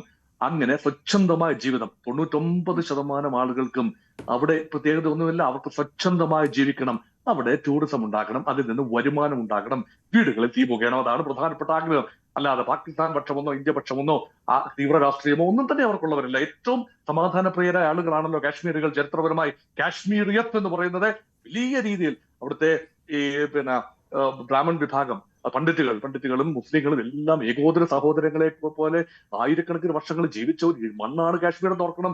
അഫ്ഗാനിസ്ഥാന്റെ മണ്ണ് പോലെ എക്കാലത്തും കലുഷിതമായ ഒരു മണ്ണായിരുന്നില്ല ചരിത്രപരമായ കാശ്മീർ. അതുകൊണ്ട് ഈ ഹർട്ട് ഫീലിംഗ് ഉണ്ടാക്കിയതിൽ ആർട്ടിക്കിൾ 370 അബ്രോഗേഷൻ, അതുപോലെ അതിന് മുൻപുണ്ടായ കോൺഗ്രസ് ഗവൺമെന്റുകളുടെ കാലത്തുണ്ടായ പിരിച്ചുവിടലുകൾ, ഇതെല്ലാം തന്നെ ഫാക്ടേഴ്സ് ആണ്. അതുകൊണ്ട് മുറിവുകൾ, കാശ്മീരി മനസ്സിൽ ഉണ്ടായ മുറിവുകൾ കുറേയേറെ പണം അങ്ങോട്ട് പമ്പ് ചെയ്തുകൊണ്ട് മാത്രം മാറില്ല. അവർ അംഗീകരിക്കപ്പെടണം. അവരെ തീർച്ചയായും കാശ്മീർ ജനതയെ അവരെല്ലാം ഭീകരന്മാരാണ്, അവരെല്ലാം ബോംബ് വെക്കുന്ന ഡോക്ടർമാരാണ്, RDX ഉപയോഗിക്കുന്നവരാണ് എന്ന നറേറ്റീവ് ഉണ്ടാക്കുന്നത് അത്ര ശരിയല്ല. അതുകൊണ്ട് കാശ്മീർ ജനതയെ ചേർത്ത് പിടിക്കാൻ, ഭീകരതയുടെ അടിസ്ഥാന കാരണങ്ങളിലേക്ക് ഒരു എത്തിനോട്ടം നടത്താൻ, അവിടെ തന്നെ അവരെ ഒതുക്കാൻ, ആ രീതിയിലുള്ള അന്വേഷണങ്ങളാണ് വേണ്ടത്. അല്ലാതെ കതിരിൽ വളം വെച്ചിട്ട് വലിയ കാര്യമൊന്നുമില്ല. പക്ഷേ തീവ്രവാദം സംഭവിക്കുമ്പോൾ അതിന്റെ പ്രഭവ കേന്ദ്രത്തിലേക്ക് പോകണം, കൃത്യമായ നിയമത്തിന് മുന്നിൽ കൊണ്ടുവരണം, മാതൃകാപരമായി ശിക്ഷിക്കപ്പെടണം. കൂടുതൽ തീവ്രവാദികൾ ഉണ്ടാകുന്നില്ല എന്നോർക്കണം. രാഷ്ട്രാന്തര ശൃംഖല, പാകിസ്ഥാനുമായുള്ള ബന്ധം അത് വളരെ പ്രധാനപ്പെട്ടതാണ്.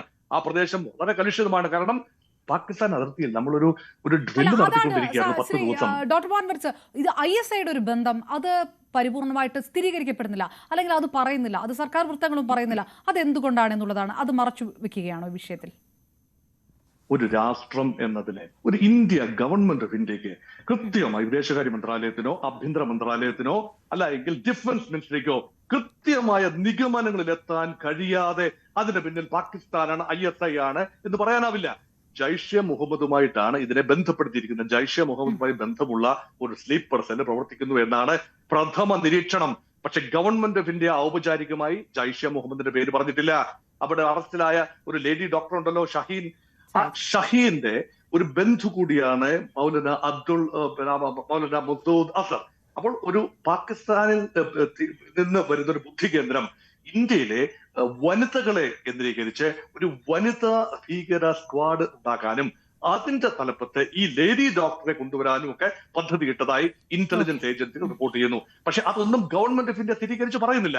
ഗവൺമെന്റ് ഓഫ് ഇന്ത്യക്ക് സ്ഥിരീകരിക്കണമെങ്കിൽ പാകിസ്ഥാൻ ബന്ധം സ്ഥിരീകരിച്ചാൽ അതിനർത്ഥം എന്താ? പോളിസി അനുസരിച്ച് അപർണ പാകിസ്ഥാനിലേക്ക് ഓപ്പറേഷൻ സിന്ദൂറിന്റെ അടുത്ത വേവ് എത്തുകയാണ്. അതുകൊണ്ടാണ് ഔപചാരികമായി ഇന്ത്യ ഗവൺമെന്റ് ഈ ഘട്ടത്തിൽ പറയുന്നതിന് കൂടുതൽ തെളിവുകൾ ആവശ്യമുണ്ട്. ജയ്ഷെ മുഹമ്മദ് ബന്ധം തെളിയിക്കാനായാൽ, ISI ബന്ധം തെളിയിക്കാനായാൽ തീർച്ചയായും പാകിസ്ഥാനിലേക്ക് ഒരിക്കൽ കൂടി ഇന്ത്യയിൽ നിന്നും വിമാനങ്ങളും മിസൈലുകളും അതാണ് അതിലേക്കാണോ എന്നുള്ള ഈ NIAയുടെ പ്രധാനപ്പെട്ട നിഗമനങ്ങൾ അതിലേക്കാണോ എന്നുള്ള ശ്രീ MS വേണുഗോപാൽ, ഈ NIAയുടെ ഇന്നത്തെ പുറത്തു വരുന്ന നിഗമനങ്ങളിൽ വളരെ പ്രധാനപ്പെട്ട ടർക്കി, മലേഷ്യ, ഇറാൻ ഈ രാജ്യങ്ങളൊക്കെയുള്ള മെഡിക്കൽ സ്റ്റുഡൻസിനെ പഠിപ്പിക്കാൻ കാശ്മീരി ഡോക്ടർമാർക്ക് ISI പൈസ കൊടുക്കുന്നുണ്ട്. ആ തരത്തിലുള്ള വാർത്തകൾ വന്നുകൊണ്ടിരിക്കുന്നു. ഇതിപ്പോൾ ഈ ആഗോള തരത്തിൽ പാകിസ്ഥാൻ തീവ്രവാദവുമായി ബന്ധപ്പെട്ട് ഈ പ്രധാനപ്പെട്ട വിദേശ രാജ്യങ്ങളിലൊക്കെ റിപ്പോർട്ട് ചെയ്യപ്പെടുമ്പോൾ ഈ എഡ്യൂക്കേറ്റഡ് ജിഹാദ് എന്ന് പറയുന്നത് അത് പാകിസ്ഥാനുമായി കണക്ട് ചെയ്തിട്ടാണ് എന്ന് മുൻപ് വന്ന റിപ്പോർട്ടുകളുണ്ട്. ഇതെല്ലാം നിൽക്കുന്ന ഒരു വിഷയം ഒരു സ്ഥലത്ത് നിൽക്കുകയാണ്. അപ്പോൾ അതിനിടയിലാണ് അപ്പുറത്ത് ഡോക്ടർ ഉമറിന്റെ വീട് ബുൾഡോസർ ഇട്ട് നശിപ്പിക്കുന്ന തരത്തിലേക്കുള്ള കാര്യങ്ങൾ കടക്കുക. പ്രകോപിപ്പിക്കുകയാണോ വേണ്ടത്? അതാണോ ഇത് റൂട്ട് കോസിനുള്ള പരിഹാരം എന്നുള്ളൊരു ചോദ്യമില്ലേ? ഇതിൽ തികഞ്ഞ രാഷ്ട്രീയ പ്രഹസനം മാത്രമാണോ നടക്കുന്നത്? നമ്മൾ ഒരു കാര്യം മനസ്സിലാക്കേണ്ടത്, നമ്മൾ ഈ റൂട്ട് കോസ് എന്ന് പറഞ്ഞ് നമ്മൾ പോകുന്നത് ഒരിക്കലും തീവ്രവാദികളെ ന്യായീകരിക്കാനുള്ള ഒരു പഴുതായിട്ട് മാറരുത്. കാരണം നമ്മളിപ്പോൾ മനസ്സിലാക്കേണ്ടത് ഇന്ത്യയിൽ 32 സ്ഥലത്ത്, അത് നിസ്സാരമായ സ്ഥലങ്ങളല്ല, നമ്മുടെ റെഡ് ഫോർട്ട് പോലുള്ള സ്ഥലങ്ങൾ, അല്ലെങ്കിൽ കോൺസ്റ്റിറ്റ്യൂഷൻ ക്ലബ്ബ് പോലുള്ള സ്ഥലങ്ങൾ, വാരണാസി ക്ഷേത്രം പോലുള്ളത്, അയോധ്യ ക്ഷേത്രം പോലുള്ള സ്ഥലങ്ങൾ, അങ്ങനെ 32 സ്ഥലങ്ങളിൽ കാർ ബോംബ് ഇടിച്ച് കയറ്റി വലിയ ഒരു ആക്രമണം നടത്താനായിട്ട്, അതായത് ഒരു വിദേശ ആർമി ഇതിനകത്ത് കയറി ആക്രമിക്കുന്നതിന് സമാനമായൊരു ആക്രമണം. അതായത് 2008 മുംബൈയിൽ നടന്നത് 32 സ്ഥലങ്ങളിൽ നടന്നാൽ എങ്ങനെ ഇരിക്കും? അതുപോലൊരു പ്ലോട്ട് ചിത്രീകരിക്കുന്ന ഒരാളെ നമ്മൾ അയാളുടെ വീട് തകർത്തു എന്ന് പറയുന്ന അതൊരു സിമ്പൽ മാത്രമാണ്. അത് വെച്ചിട്ട് ഈ ഇന്ത്യയിലുള്ള മുഴുവൻ ഒരു മതവിഭാഗത്തിനും ദോഷം വരുന്ന ഒന്നും ചെയ്തിട്ടില്ല. നമ്മൾ ചില സമയങ്ങളിൽ ചിലത് ഹാമർ ഉപയോഗിച്ച് അടിക്കേണ്ടത് ഹാമർ ഉപയോഗിച്ച് തന്നെ അടിക്കണം. അപ്പോൾ നമ്മൾ കൊട്ടു കൊടുത്താൽ പോരാ. നമ്മൾ പിള്ളേർക്ക് ചിലപ്പോൾ കൊട്ടു കൊടുത്താൽ മതി, ചുമ്മാ ഇടാൻ വന്നൊരു കൊട്ടു കൊടുത്താൽ മതി. പക്ഷേ ചിലതിന് നമ്മൾ ചുറ്റിക എടുത്ത് തന്നെ അടിക്കേണ്ടി വരും. ആ സന്ദർഭങ്ങൾ അതൊരു എക്സാമ്പിൾ മാത്രമാണ്. എന്ന് പറഞ്ഞ് ഇത് ലോകം മുഴുവൻ ഇതുപോലെ ചെയ്യാനല്ല, അല്ലെങ്കിൽ ഇവിടുത്തെ ഇന്ത്യയിലെ മുഴുവൻ ആൾക്കാർ വരുന്ന ഭീകരരെ മുഴുവൻ ഇങ്ങനെ ചെയ്യാനല്ല. ഒരു കൊടും ഭീകരൻ ഇതിന്റെ മുഴുവൻ നടത്തിയത് കശ്മീരി യുവതയെ കമ്പാർട്ട്മെന്റലൈസ് ചെയ്യുകയാണ് എന്നുള്ളൊരു ഒരു ആരോപണത്തിന് പുറത്തുകൂടിയാണ് ഈ മോട്ടീവ്. അപ്പോൾ ഈ ചിത്രം മറ്റെന്ത് വികാരമാണ് ഉണ്ടാക്കുക? ഇത് വെറും, അതായത് ഇന്നത്തെ സംഭവം മാത്രം നോക്കി ഇത് കാണുന്നതുകൊണ്ടാണ് ഈ പ്രശ്നം.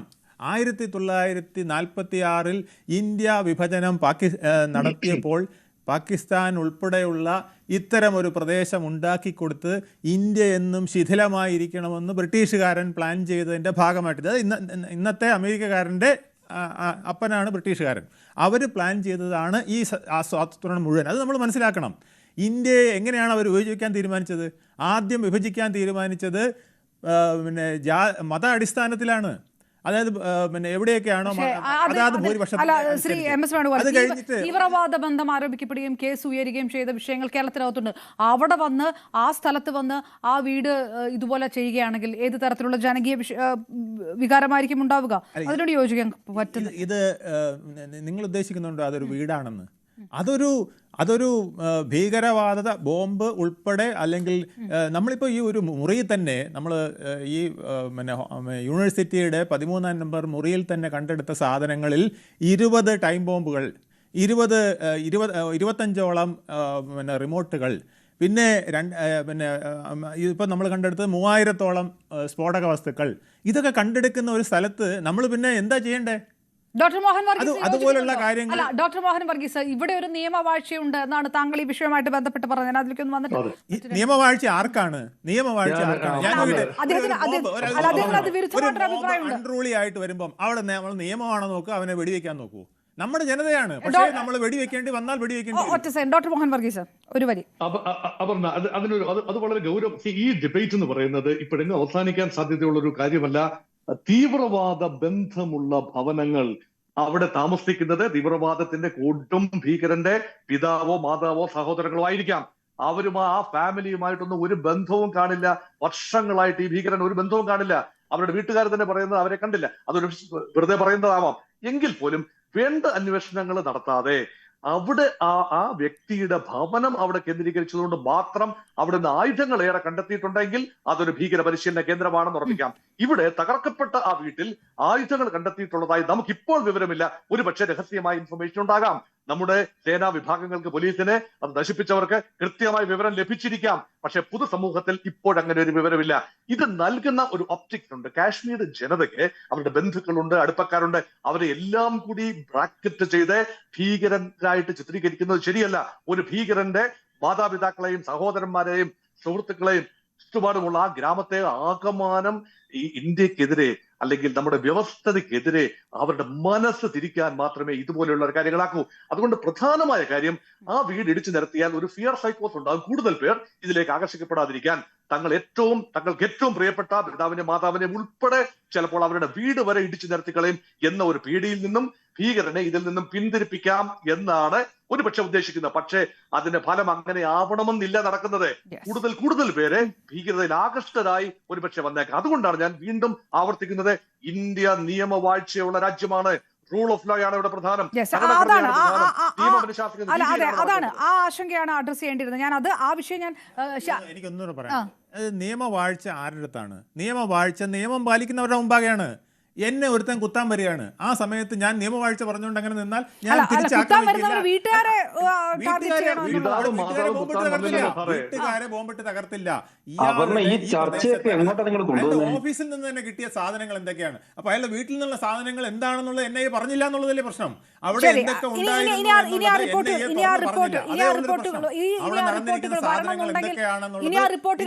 ശേഷമേ നമുക്ക് സ്ഥിരീകരിക്കാൻ കഴിയുള്ളൂ. അത് പറ്റും. ഞാൻ ഷ്യാമിലേക്ക് ഞാൻ ആ വിഷയം വരുന്നില്ല. എനിക്ക് BJP അതിനകത്ത് എടുക്കുന്ന ഒരു രാഷ്ട്രീയ ഒരു നിലപാട് എന്താണെന്ന് അറിയാം. പക്ഷേ ഞാൻ ചോദിക്കുന്ന ആ ചോദ്യമല്ല ശ്യാം, എനിക്ക് ഉത്തരം വേണ്ടത്. നേരത്തെ പറഞ്ഞു ഇതിന്റെ ഇന്റലിജൻസിന്റെ വീഴ്ചയല്ല എന്ന് പറയുന്നിടത്ത് ഇന്ന് NIA പറഞ്ഞിരിക്കുന്നത് NCRൽ ഒരു ഡോക്ടർ എഞ്ചിനീയർ സ്ലീപ്പർ സെൽ ഇപ്പോഴും ഉണ്ട്. അതാണല്ലോ 6ഓളം ഭീകരർ ഇപ്പോഴും ഉണ്ട് എന്നാണ് NIA ഇന്ന് തുറന്ന് സംഭവിച്ചിരിക്കുന്നത്. 11 വർഷം NDA ഭരിച്ചിട്ട് ഇപ്പോഴും ഡൽഹിയിൽ ഇങ്ങനെ ഒരു സെൽ ഇപ്പോഴും ഉണ്ടെങ്കിൽ അത് റോയുടെ IBയുടെ ചരിത്രത്തിലെ ഒക്കെ ഒരു ഇന്റലിജൻസ് ഫെയിലിയർ അല്ലേ? അപർണ, ഈ ചോദ്യം എന്നോട് ചോദിക്കാതെ എങ്ങോട്ടാ പോകുന്നത്? ഇവിടെ ഈ ചർച്ച ഇപ്പൊ ഏത് ആംഗിലോട്ടാ പോകുന്നത്? അതിന് ഉത്തരം ഞാൻ പറയണ്ടേ? അതല്ല, ഇത് എന്നോട് ചോദിക്കാതെ ഉത്തരം ഞാൻ അത് BJP ഒരു രാഷ്ട്രീയപരമായിട്ട് നിലപാട് എനിക്കറിയാം. അതുകൊണ്ടാണ് ഞാനത് ചോദിക്കുന്നത്. അത് അപർണയ്ക്ക്, അതുകൊണ്ട് അപർണ ചോദിക്കായിരിക്കും, എന്നെ കൊണ്ട് പറയിപ്പിക്കായിരിക്കും ശ്രമിക്കേണ്ടത്. BJPയുടെ നിലപാട് പബ്ലിക്കിന് കേൾക്കണ്ടേ? അത് ശരി, ഇവിടെ വീട് ബുൾഡോസർ ഇട്ട് തകർക്കുമെങ്കിൽ ഇതിന്റെ ഉത്തരം കൂടെ പറയണം. വീട് ബുൾഡോസർ ഇട്ട് തകർത്തതിന് ഇതിന്റെ ഉത്തരം കൂടെ പറഞ്ഞിട്ട് പോകണം. അവിടെ നിൽക്ക് അങ്ങനെ പിന്നെ ഗ്ലോറിഫൈ ചെയ്യുന്ന വേണ്ട പറഞ്ഞ ഞാൻ മൊത്തം പറഞ്ഞിട്ട് അവിടെ നിന്ന് പോകത്തുള്ളൂ. ഞാൻ ചർച്ചയ്ക്ക് വന്നല്ലേ, ബിജെപി റെപ്രസെന്റ് ചർച്ചയ്ക്ക് വന്നല്ലേ, ഇത് മൊത്തം പറഞ്ഞിട്ടേ പോകൂ. പക്ഷെ ഇതിന് എനിക്ക് തുടക്കത്തിൽ ഈ ചർച്ച പോകുന്നതിന്റെ ആംഗിൾ എനിക്ക് ഉത്തരം പറയണ്ടേ, എന്നിട്ട് ഞാനിത് പറയും. തുടക്കം വരെ ഞാൻ പറഞ്ഞാണല്ലോ ഈ ചർച്ച എങ്ങോട്ടാണ് കൊണ്ടുപോകുന്ന. നോക്ക്, രാജ്യം മുഴുവൻ ആയിരക്കണക്കിന് ആളുകളെ കൊന്നു തള്ളാൻ വേണ്ടിയിട്ട് പദ്ധതി ഇട്ടൊരു ഭീകരനെ കുറിച്ചിട്ടാണ് അദ്ദേഹം എന്നൊക്കെ പറഞ്ഞാണ് ചർച്ച ചെയ്യുന്നത്. ഞാൻ ഈ മോഹൻ മുരളി സാറിന്റെ ചർച്ച നിരവധി കാണാറുണ്ട്, അദ്ദേഹത്തോടൊപ്പം ഞാൻ ഇരുന്നിട്ടുണ്ട്. പക്ഷെ ഈ ഇതിനൊക്കെ എനിക്ക് അതിശക്തമായിട്ടുള്ള പ്രതിഷേധം ഞാൻ രേഖപ്പെടുത്തിയാണ്. കാരണം അദ്ദേഹത്തിന്റെ വീട് തകർത്തത് മോശമായപ്പോ ഏത് അദ്ദേഹം ഈ കാശ്മീരിലെ തീവ്രവാദികളെല്ലാം കാശ്മീരികളെ റെപ്രസെന്റ് ചെയ്യുന്നുണ്ടോ? അങ്ങനെയെങ്കിൽ നിങ്ങൾ പറയുന്ന നിങ്ങളുടെ ഈ ചർച്ചയുടെ തീവ്രത്തിന് തെറ്റാണ്. കാശ്മീർ തീവ്രവാദി എന്ന് പറയുന്നത് കാശ്മീർ തീവ്രവാദിയാണ്. അവൻ കാശ്മീർ ജനതയെ മുഴുവൻ റെപ്രസെന്റ് ചെയ്യുന്നില്ല. ഷഠനോട് ശാഠ്യമല്ലാതെ മറ്റു വഴികളൊന്നുമില്ല. ഇനി അവനെ നിയമത്തിന്റെ വഴിയിലോട്ട് തന്നെ കൊണ്ടുപോയോ നേരെയോ നിങ്ങൾ പ്രതീക്ഷിക്കുന്നുണ്ടോ? ഏതെങ്കിലും ഒരു തീവ്രവാദിയോട് നിയമം പറഞ്ഞിട്ട് മോനെ നീ ഇങ്ങോട്ട് വന്നു പറഞ്ഞാൽ ആ വഴിക്ക് നീങ്ങും നിങ്ങൾ ശ്രദ്ധിക്കുന്നുണ്ടോ? ഈ രീതിയിലുള്ള ചർച്ചയാണ് ഇവിടെ പ്രശ്നം. ഷഠനോട് ശാഠ്യമല്ലാതെ രാജ്യത്തിനെതിരെ ആയുധമെടുക്കുന്നതിനോട് ആയുധമെടുക്കലല്ലാതെ മറ്റൊരു വഴിയുമില്ലാതെ അവനെ അവിടെ വെച്ചിട്ട് എന്താണ് ചെയ്യാൻ പറ്റുക? അങ്ങനെ ചെയ്യണം. അതിന് കൃത്യമായിട്ടുള്ള തെളിവുകൾ ഇവരുടെ കാര്യമില്ലേ? ഇതെന്തറിയോ, ഒരു സ്ഫോടനം ഉണ്ടാകുന്ന, ഒരു വിഷയം ഉണ്ടാകുന്നു, ചില കാര്യങ്ങൾ പൊതുജനത്തോട് പറയും, മീഡിയസിനോട് പറയും, ചില കാര്യങ്ങൾ പൊതുജനത്തോട് പറയില്ല, മീഡിയസിനോട് പറയില്ല. അങ്ങനെ എന്നേക്ക് ഒരു നിലപാടില്ലേ, റോയ്ക്ക് ഒരു നിലപാടില്ലേ? അതനുസരിച്ചിട്ടില്ല അവർ ചെയ്യാം. കാശ്മീരിലെ തീവ്രവാദ പ്രവർത്തനങ്ങൾ എത്രയോ നിന്നു. ഇവിടെ കാശ്മീരിൽ അത് നിർത്തിയെന്ന് പറയുന്നു. ഡൽഹിയിൽ നേരത്തെ പറഞ്ഞു കാശ്മീരിൽ പോയിട്ടുണ്ടോ, ഇറങ്ങി നടക്കാൻ പറ്റുന്നുണ്ടോ? കാശ്മീരിൽ ഇറങ്ങി നടക്കാം, റെഡ് ഫോർട്ടിൽ ഇറങ്ങി നടക്കാൻ പറ്റില്ല എന്നാണോ? റെഡ് ഫോർട്ടിൽ ഇറങ്ങി നടക്കാൻ പറ്റില്ല, കാശ്മീരിൽ ഇറങ്ങി നടന്നോളൂ എന്നാണോ NDA സർക്കാർ പറയുന്നത്? ഡൽഹിയിലൊക്കെ എത്ര ന്യൂട്രലൈസ് ചെയ്യുന്നത് ഇത് തന്നെ എങ്ങനെ ഉണ്ടായത്? ഞാൻ അതിലോട്ട് വരാനില്ല, ഞാനിത് ഉത്തരം പറയാൻ പോകുന്നില്ല. ഇവിടെ പ്രശ്നം എന്താ? കാശ്മീർ ജനതയുടെ മൊത്തം റെപ്രസെന്റേഷൻ നിങ്ങൾ ഈ ചർച്ച കണ്ടാൽ ഈ ചർച്ചയിൽ നിങ്ങൾ കാശ്മീർ ജനതയുടെ മൊത്തം റെപ്രസെന്റേഷൻ തീവ്രവാദികൾക്ക് കൊടുക്കുകയാണ്. അവിടെയാണ് പ്രശ്നം. കാശ്മീർ ജനതയാണെന്നും തീവ്രവാദികളാണെന്നും തീവ്രവാദികൾക്കെതിരെ സീറോ ടോളറൻസ് ആണെന്ന് പറയാൻ വേണ്ടി പറ്റണം. കേരളത്തിൽ നിന്ന് ചർച്ച ചെയ്യുമ്പോൾ പറയാൻ വേണ്ടി പറ്റണം. ഇത് രണ്ടും രണ്ടാണെന്ന് കാശ്മീർ ജനത അതൊക്കെ നിങ്ങൾ പറയുന്നുണ്ട്. അതൊക്കെ ഈ സീറോ ടോളറൻസ് നിങ്ങൾ പറഞ്ഞുകൊണ്ടേയിരിക്കുന്നുണ്ട്. അതിനൊപ്പം പറയുന്നു ക്യാപിറ്റലിൽ 6 ഭീകരരോളമുള്ള സ്ലീപ്പർ സെൽ ഉണ്ടെന്ന്. ഈ വലിയ വാചകം പറഞ്ഞ വലിയ ഡയലോഗ് പറയുന്നവർക്ക് ഈ സ്ലീപ്പർ സെൽ ഈ 10 വർഷമായിട്ട് കണ്ടെത്താൻ കഴിഞ്ഞില്ലേ? അല്ല, ഈ സ്ലീപ്പർ സെൽ കണ്ടെത്താൻ കഴിഞ്ഞില്ലേ? NIA പറഞ്ഞല്ലോ സ്ലീപ്പർ സെൽ ഉണ്ടെന്ന്, ക്യാപിറ്റലിൽ സ്ലീപ്പർ സെൽ ഉണ്ടെന്ന് NIA പറഞ്ഞു. ഇത് സീറോ ടോളറൻസ് കണ്ടെത്താൻ കഴിഞ്ഞില്ലേ? ക്യാപിറ്റലിലെ തീവ്രവാദികൾ സ്ലീപ്പർ സെല്ലിനെ ആരാ കണ്ടുപിടിച്ചത്? NIA അല്ലേ, റോ അല്ലേ? കണ്ടുപിടിക്കാതിരിക്കാണ് നിങ്ങൾ പബ്ലിക്കിനോട് പറഞ്ഞു. ഓപ്പറേഷൻ സിന്ദൂറിന് ശേഷം 22 അറ്റംപ്റ്റുകൾ അവരെ പിടിക്കുമെന്ന് നിങ്ങൾ സമയം കൊടുക്കുക. 22 അറ്റംപ്റ്റുകളെ ന്യൂട്രലൈസ് ചെയ്ത് 1, 2 ഒന്നുമല്ല. അത് ആന്ധ്രാപ്രദേശിലെ ISI മൊഡ്യൂൾ ഉൾപ്പെടെയുള്ളവർ അറസ്റ്റ് ചെയ്യപ്പെട്ടറിയോ? ഇവിടെ തൊട്ടടുത്ത് ആന്ധ്രാപ്രദേശിൽ തെലുങ്കാന ഉൾപ്പെടെയുള്ളവർ ഐസ് മൊഡ്യൂൾ അറസ്റ്റ് ചെയ്യപ്പെട്ടു. ഈ ഓപ്പറേഷൻ പഹൽഗാമിന് സിന്ദൂറിന് ശേഷം മാത്രം, അതായത് 1 വർഷത്തിന് പോലും ആകുന്നതിന് മുമ്പ് എത്രയാണ് ന്യൂട്രലൈസ് ചെയ്യപ്പെട്ടിട്ടുള്ളത്? അതാണ് ഞാൻ തുടക്കത്തിൽ പറഞ്ഞത്. തീവ്രവാദികൾ ഇതിന് ശ്രമിക്കും, അവരെ ന്യൂട്രലൈസ് ചെയ്യുകയും അവരെ തകർക്കുകയാണ് നമ്മൾ ചെയ്യേണ്ടത്. ശ്രീ സേനാപതി വേണു അതിനുള്ള മറുപടി, കാരണം സമയം വരുന്നത്, താങ്കൾക്ക് എനിക്ക് വരാൻ സമയം കിട്ടാണ്ടാവും. ശ്രീ സേനാപതി വേണു, കോൺഗ്രസിന്റെ മറുപടി അതിനകത്ത്. അല്ല, അതല്ലേ അപർണ ഞാൻ ആദ്യം പറഞ്ഞത്, എല്ലാം സുരക്ഷിതമാണ്, ഞങ്ങൾ ഇതെല്ലാം ഭദ്രമായിട്ട് കൊണ്ടുപോകുന്നു എന്ന് പറയുന്നവർ അവരുടെ മൂക്കിന് താഴെ ഇത് നടക്കുമ്പോൾ അത് അവരുടെ ഒരു വീഴ്ചയായിട്ട് അത് സമ്മതിക്കില്ല എങ്കിൽ അത് പിന്നെ നമ്മൾ എന്താ അതിന് മറുപടി പറയാനുള്ളത്? ഇത്രയും ഭീകര സംഘടനകൾ ഈ ഡൽഹിയിൽ പ്രവർത്തിക്കുന്നു, ഈ സ്ലീപ്പർ സെല്ലുകൾ പ്രവർത്തിക്കുന്നു, ഇവർ ഭാരിച്ച രീതിയിലുള്ള സ്ഫോടക വസ്തുക്കൾ സംഭരിക്കുന്നു, റെഡ് ഫോർട്ടിനടുത്ത് വരെ സ്ഫോടനം നടത്തുന്നു. ഇത്രയും വലിയ വീഴ്ചകൾ ഉണ്ടാകുമ്പോൾ അത് ഭരണകൂടം ജനത്തിനോട് തുറന്നു പറയാനുള്ള ഒരു ബാധ്യതയും ഉത്തരവാദിത്വവും കാണിക്കുകയല്ലേ ചെയ്യേണ്ടത്? അതല്ലാതെ പണ്ട് കോൺഗ്രസ് ഭരിച്ചിരുന്നുകൊണ്ടാണ് ഈ പ്രശ്നങ്ങൾ ഉണ്ടായി എന്നുള്ള ആ ഒരു നറേറ്റീവിലോട്ടല്ലേ ആണോ നമ്മൾ പോകേണ്ടത്? നിശ്ചയമായിട്ടുമല്ല. കാരണം ഒരു ദശാബ്ദ കാലമായി ഈ നാടിന്റെ ഭരണം അതെല്ലാ കേന്ദ്രങ്ങളും, ഇപ്പൊ സംസ്ഥാനമാണെങ്കിലും കേന്ദ്രമാണെങ്കിലും ഇതിന്റെ എല്ലാം ഭരണം നടത്തുന്ന ആളുകൾ ഈ രീതിയിലുള്ള പ്രശ്നങ്ങൾ അവിടെ ഉണ്ടാകുമ്പോൾ മെഡിക്കൽ കോളേജുകൾ കേന്ദ്രീകരിച്ചുകൊണ്ട് ഡോക്ടർമാരുടെ നേതൃത്വത്തിൽ ഇത്തരത്തിലുള്ള വലിയ ഭീകര ശൃംഖലകൾ സൃഷ്ടിക്കപ്പെടുമ്പോൾ അത് എവിടെ നിന്നാണ് അതിന്റെ തുടക്കം എന്ന് കണ്ടെത്താനും അതിനെ വേരോടെ പിഴുതെറിയുവാനുമുള്ള ഉത്തരവാദിത്വം അത് ഭരിക്കുന്ന ഗവൺമെന്റിനാണ്. ആ കാര്യത്തിൽ ഗവൺമെന്റിന് ഇന്റലിജൻസിന്റെ വീഴ്ചകൾ ഉണ്ടായിട്ടുണ്ട് എങ്കിൽ അത് ഇന്നതാണ് എന്ന് ജനങ്ങളോട് തുറന്നു പറയാനുള്ള ബാധ്യത ഗവൺമെന്റിനുണ്ട്. അതല്ലാതെ സ്ഥിരമായിട്ട് പറയുന്ന ചില കാര്യങ്ങളുണ്ടല്ലോ, ഞങ്ങൾ സീറോ ടോളറൻസ്, ഭീകരന്മാരുടെ മടയിൽ ചെന്ന് ഞങ്ങൾ അവരെ കൈകാര്യം ചെയ്യും, അവരെവിടെ ഒളിച്ചു കഴിഞ്ഞാലും അവരെ വിടത്തില്ല. ഇതൊക്കെ എന്നും പ്രസംഗങ്ങളിൽ കൂടെ പറയാവുന്നതും ആളുകൾക്ക് കേൾക്കാവുന്ന കാര്യങ്ങളുമാണ്. ആളുകൾക്ക് ഇവിടെ ആവശ്യമായിട്ടുള്ളത് ആക്ഷനാണ്. മനുഷ്യന് സുരക്ഷിതമായി തെരുവോരങ്ങളിൽ നടക്കാനും ഉറങ്ങാനും അല്ലെങ്കിൽ അവന് വിശ്രമിക്കാനുമുള്ള സൗകര്യങ്ങൾ ഉണ്ടാകണം. അവിടെ ബോംബ് സ്ഫോടനങ്ങൾ ഉണ്ടാകുക എന്ന് പറഞ്ഞാൽ ആളുകൾ പാനിക്കാവും. ആ പാനിക് ആകുന്നതിന്റെ അത് എന്താ പറയുക, നാട്ടിലുണ്ടാകാൻ പോകുന്ന പൊതുവായ ഒരു അസ്വസ്ഥതയുടെ ഭാഗമാണ്. അത് പൂർണ്ണമായിട്ടും ഇല്ലാതാകണം. മനുഷ്യന് സുരക്ഷിതമായിട്ട് ജീവിക്കണം. അപ്പോ എന്തുകൊണ്ട് ഈ സ്ഫോടക വസ്തുക്കൾ ഇങ്ങനെ നിർബാധം ഇതെവിടെ നിന്ന് കടന്നു വരുന്നു, ഇത് കടന്നു വരാനുള്ള വഴി എവിടെയാണ് ഒരുങ്ങിയത്, ആ കാര്യം നമ്മളൊന്ന് ചർച്ച ചെയ്യേണ്ടത്. ഇത് ഏതായാലും പോക്കറ്റിലിട്ടുകൊണ്ട് നടക്കാവുന്ന കാര്യമല്ല. 2900 ശരി, തീർച്ചയായിട്ടും ശ്രീ സേനാപതി മണി. ഏതായാലും നമ്മളുടെ പ്രധാന വിഷയം വൈറ്റ് കോളർ ജിഹാദ്, അത് ഇന്റലിജൻസിന്റെ വിഷയമാണോ? എങ്ങനെ വൈറ്റ് കോളർ ജിഹാദ് ഈ രീതിയിൽ വളർന്നു എന്നുള്ളൊരു ചോദ്യമുണ്ട്. അങ്ങനെ ഒരു ചോദ്യം, അതിന് റൂട്ട് കോസ് കാണുമ്പോൾ അതൊരു തീവ്രവാദത്തെ പ്രോത്സാഹിപ്പിക്കലല്ല, പക്ഷെ തീവ്രവാദത്തെ അടിവേരറുക്കാൻ എന്ത് ചെയ്യണം എന്ന് ചോദിക്കൽ തന്നെയാണ്. ഇന്റലിജൻസിന് വീഴ്ച ഉണ്ടായോ എന്നുള്ളതിന് 75% പ്രേക്ഷകരും അതേന്നും 27% പ്രേക്ഷകർ അല്ല എന്നുള്ള അഭിപ്രായമാണ് പറയുന്നത്. ഏതായാലും ISIലേക്ക് എത്തുമോ ഈ വൈറ്റ് കോളർ ജിഹാദിന്റെ വേരുകൾ എന്നുള്ളതാണ്. അങ്ങനെയാണെങ്കിൽ അത് സ്ഥിരീകരിക്കുകയാണെങ്കിൽ ഓപ്പറേഷൻ സിന്ദൂർ 2ാം ഭാഗത്തേക്ക് ആയിരിക്കുമോ കടക്കുക എന്നുള്ളതൊക്കെ ഇനി വരും നിമിഷങ്ങളുള്ള അന്വേഷണങ്ങൾ പറയും. വളരെ നന്ദി doctor Mohan Varghese, MS Venugopal, P Shyamraj, ഒപ്പം സേനാപതി വേണു ചർച്ചയിൽ പങ്കെടുത്തു. പൂർണ്ണമാകുന്നു ഫ്രണ്ട്.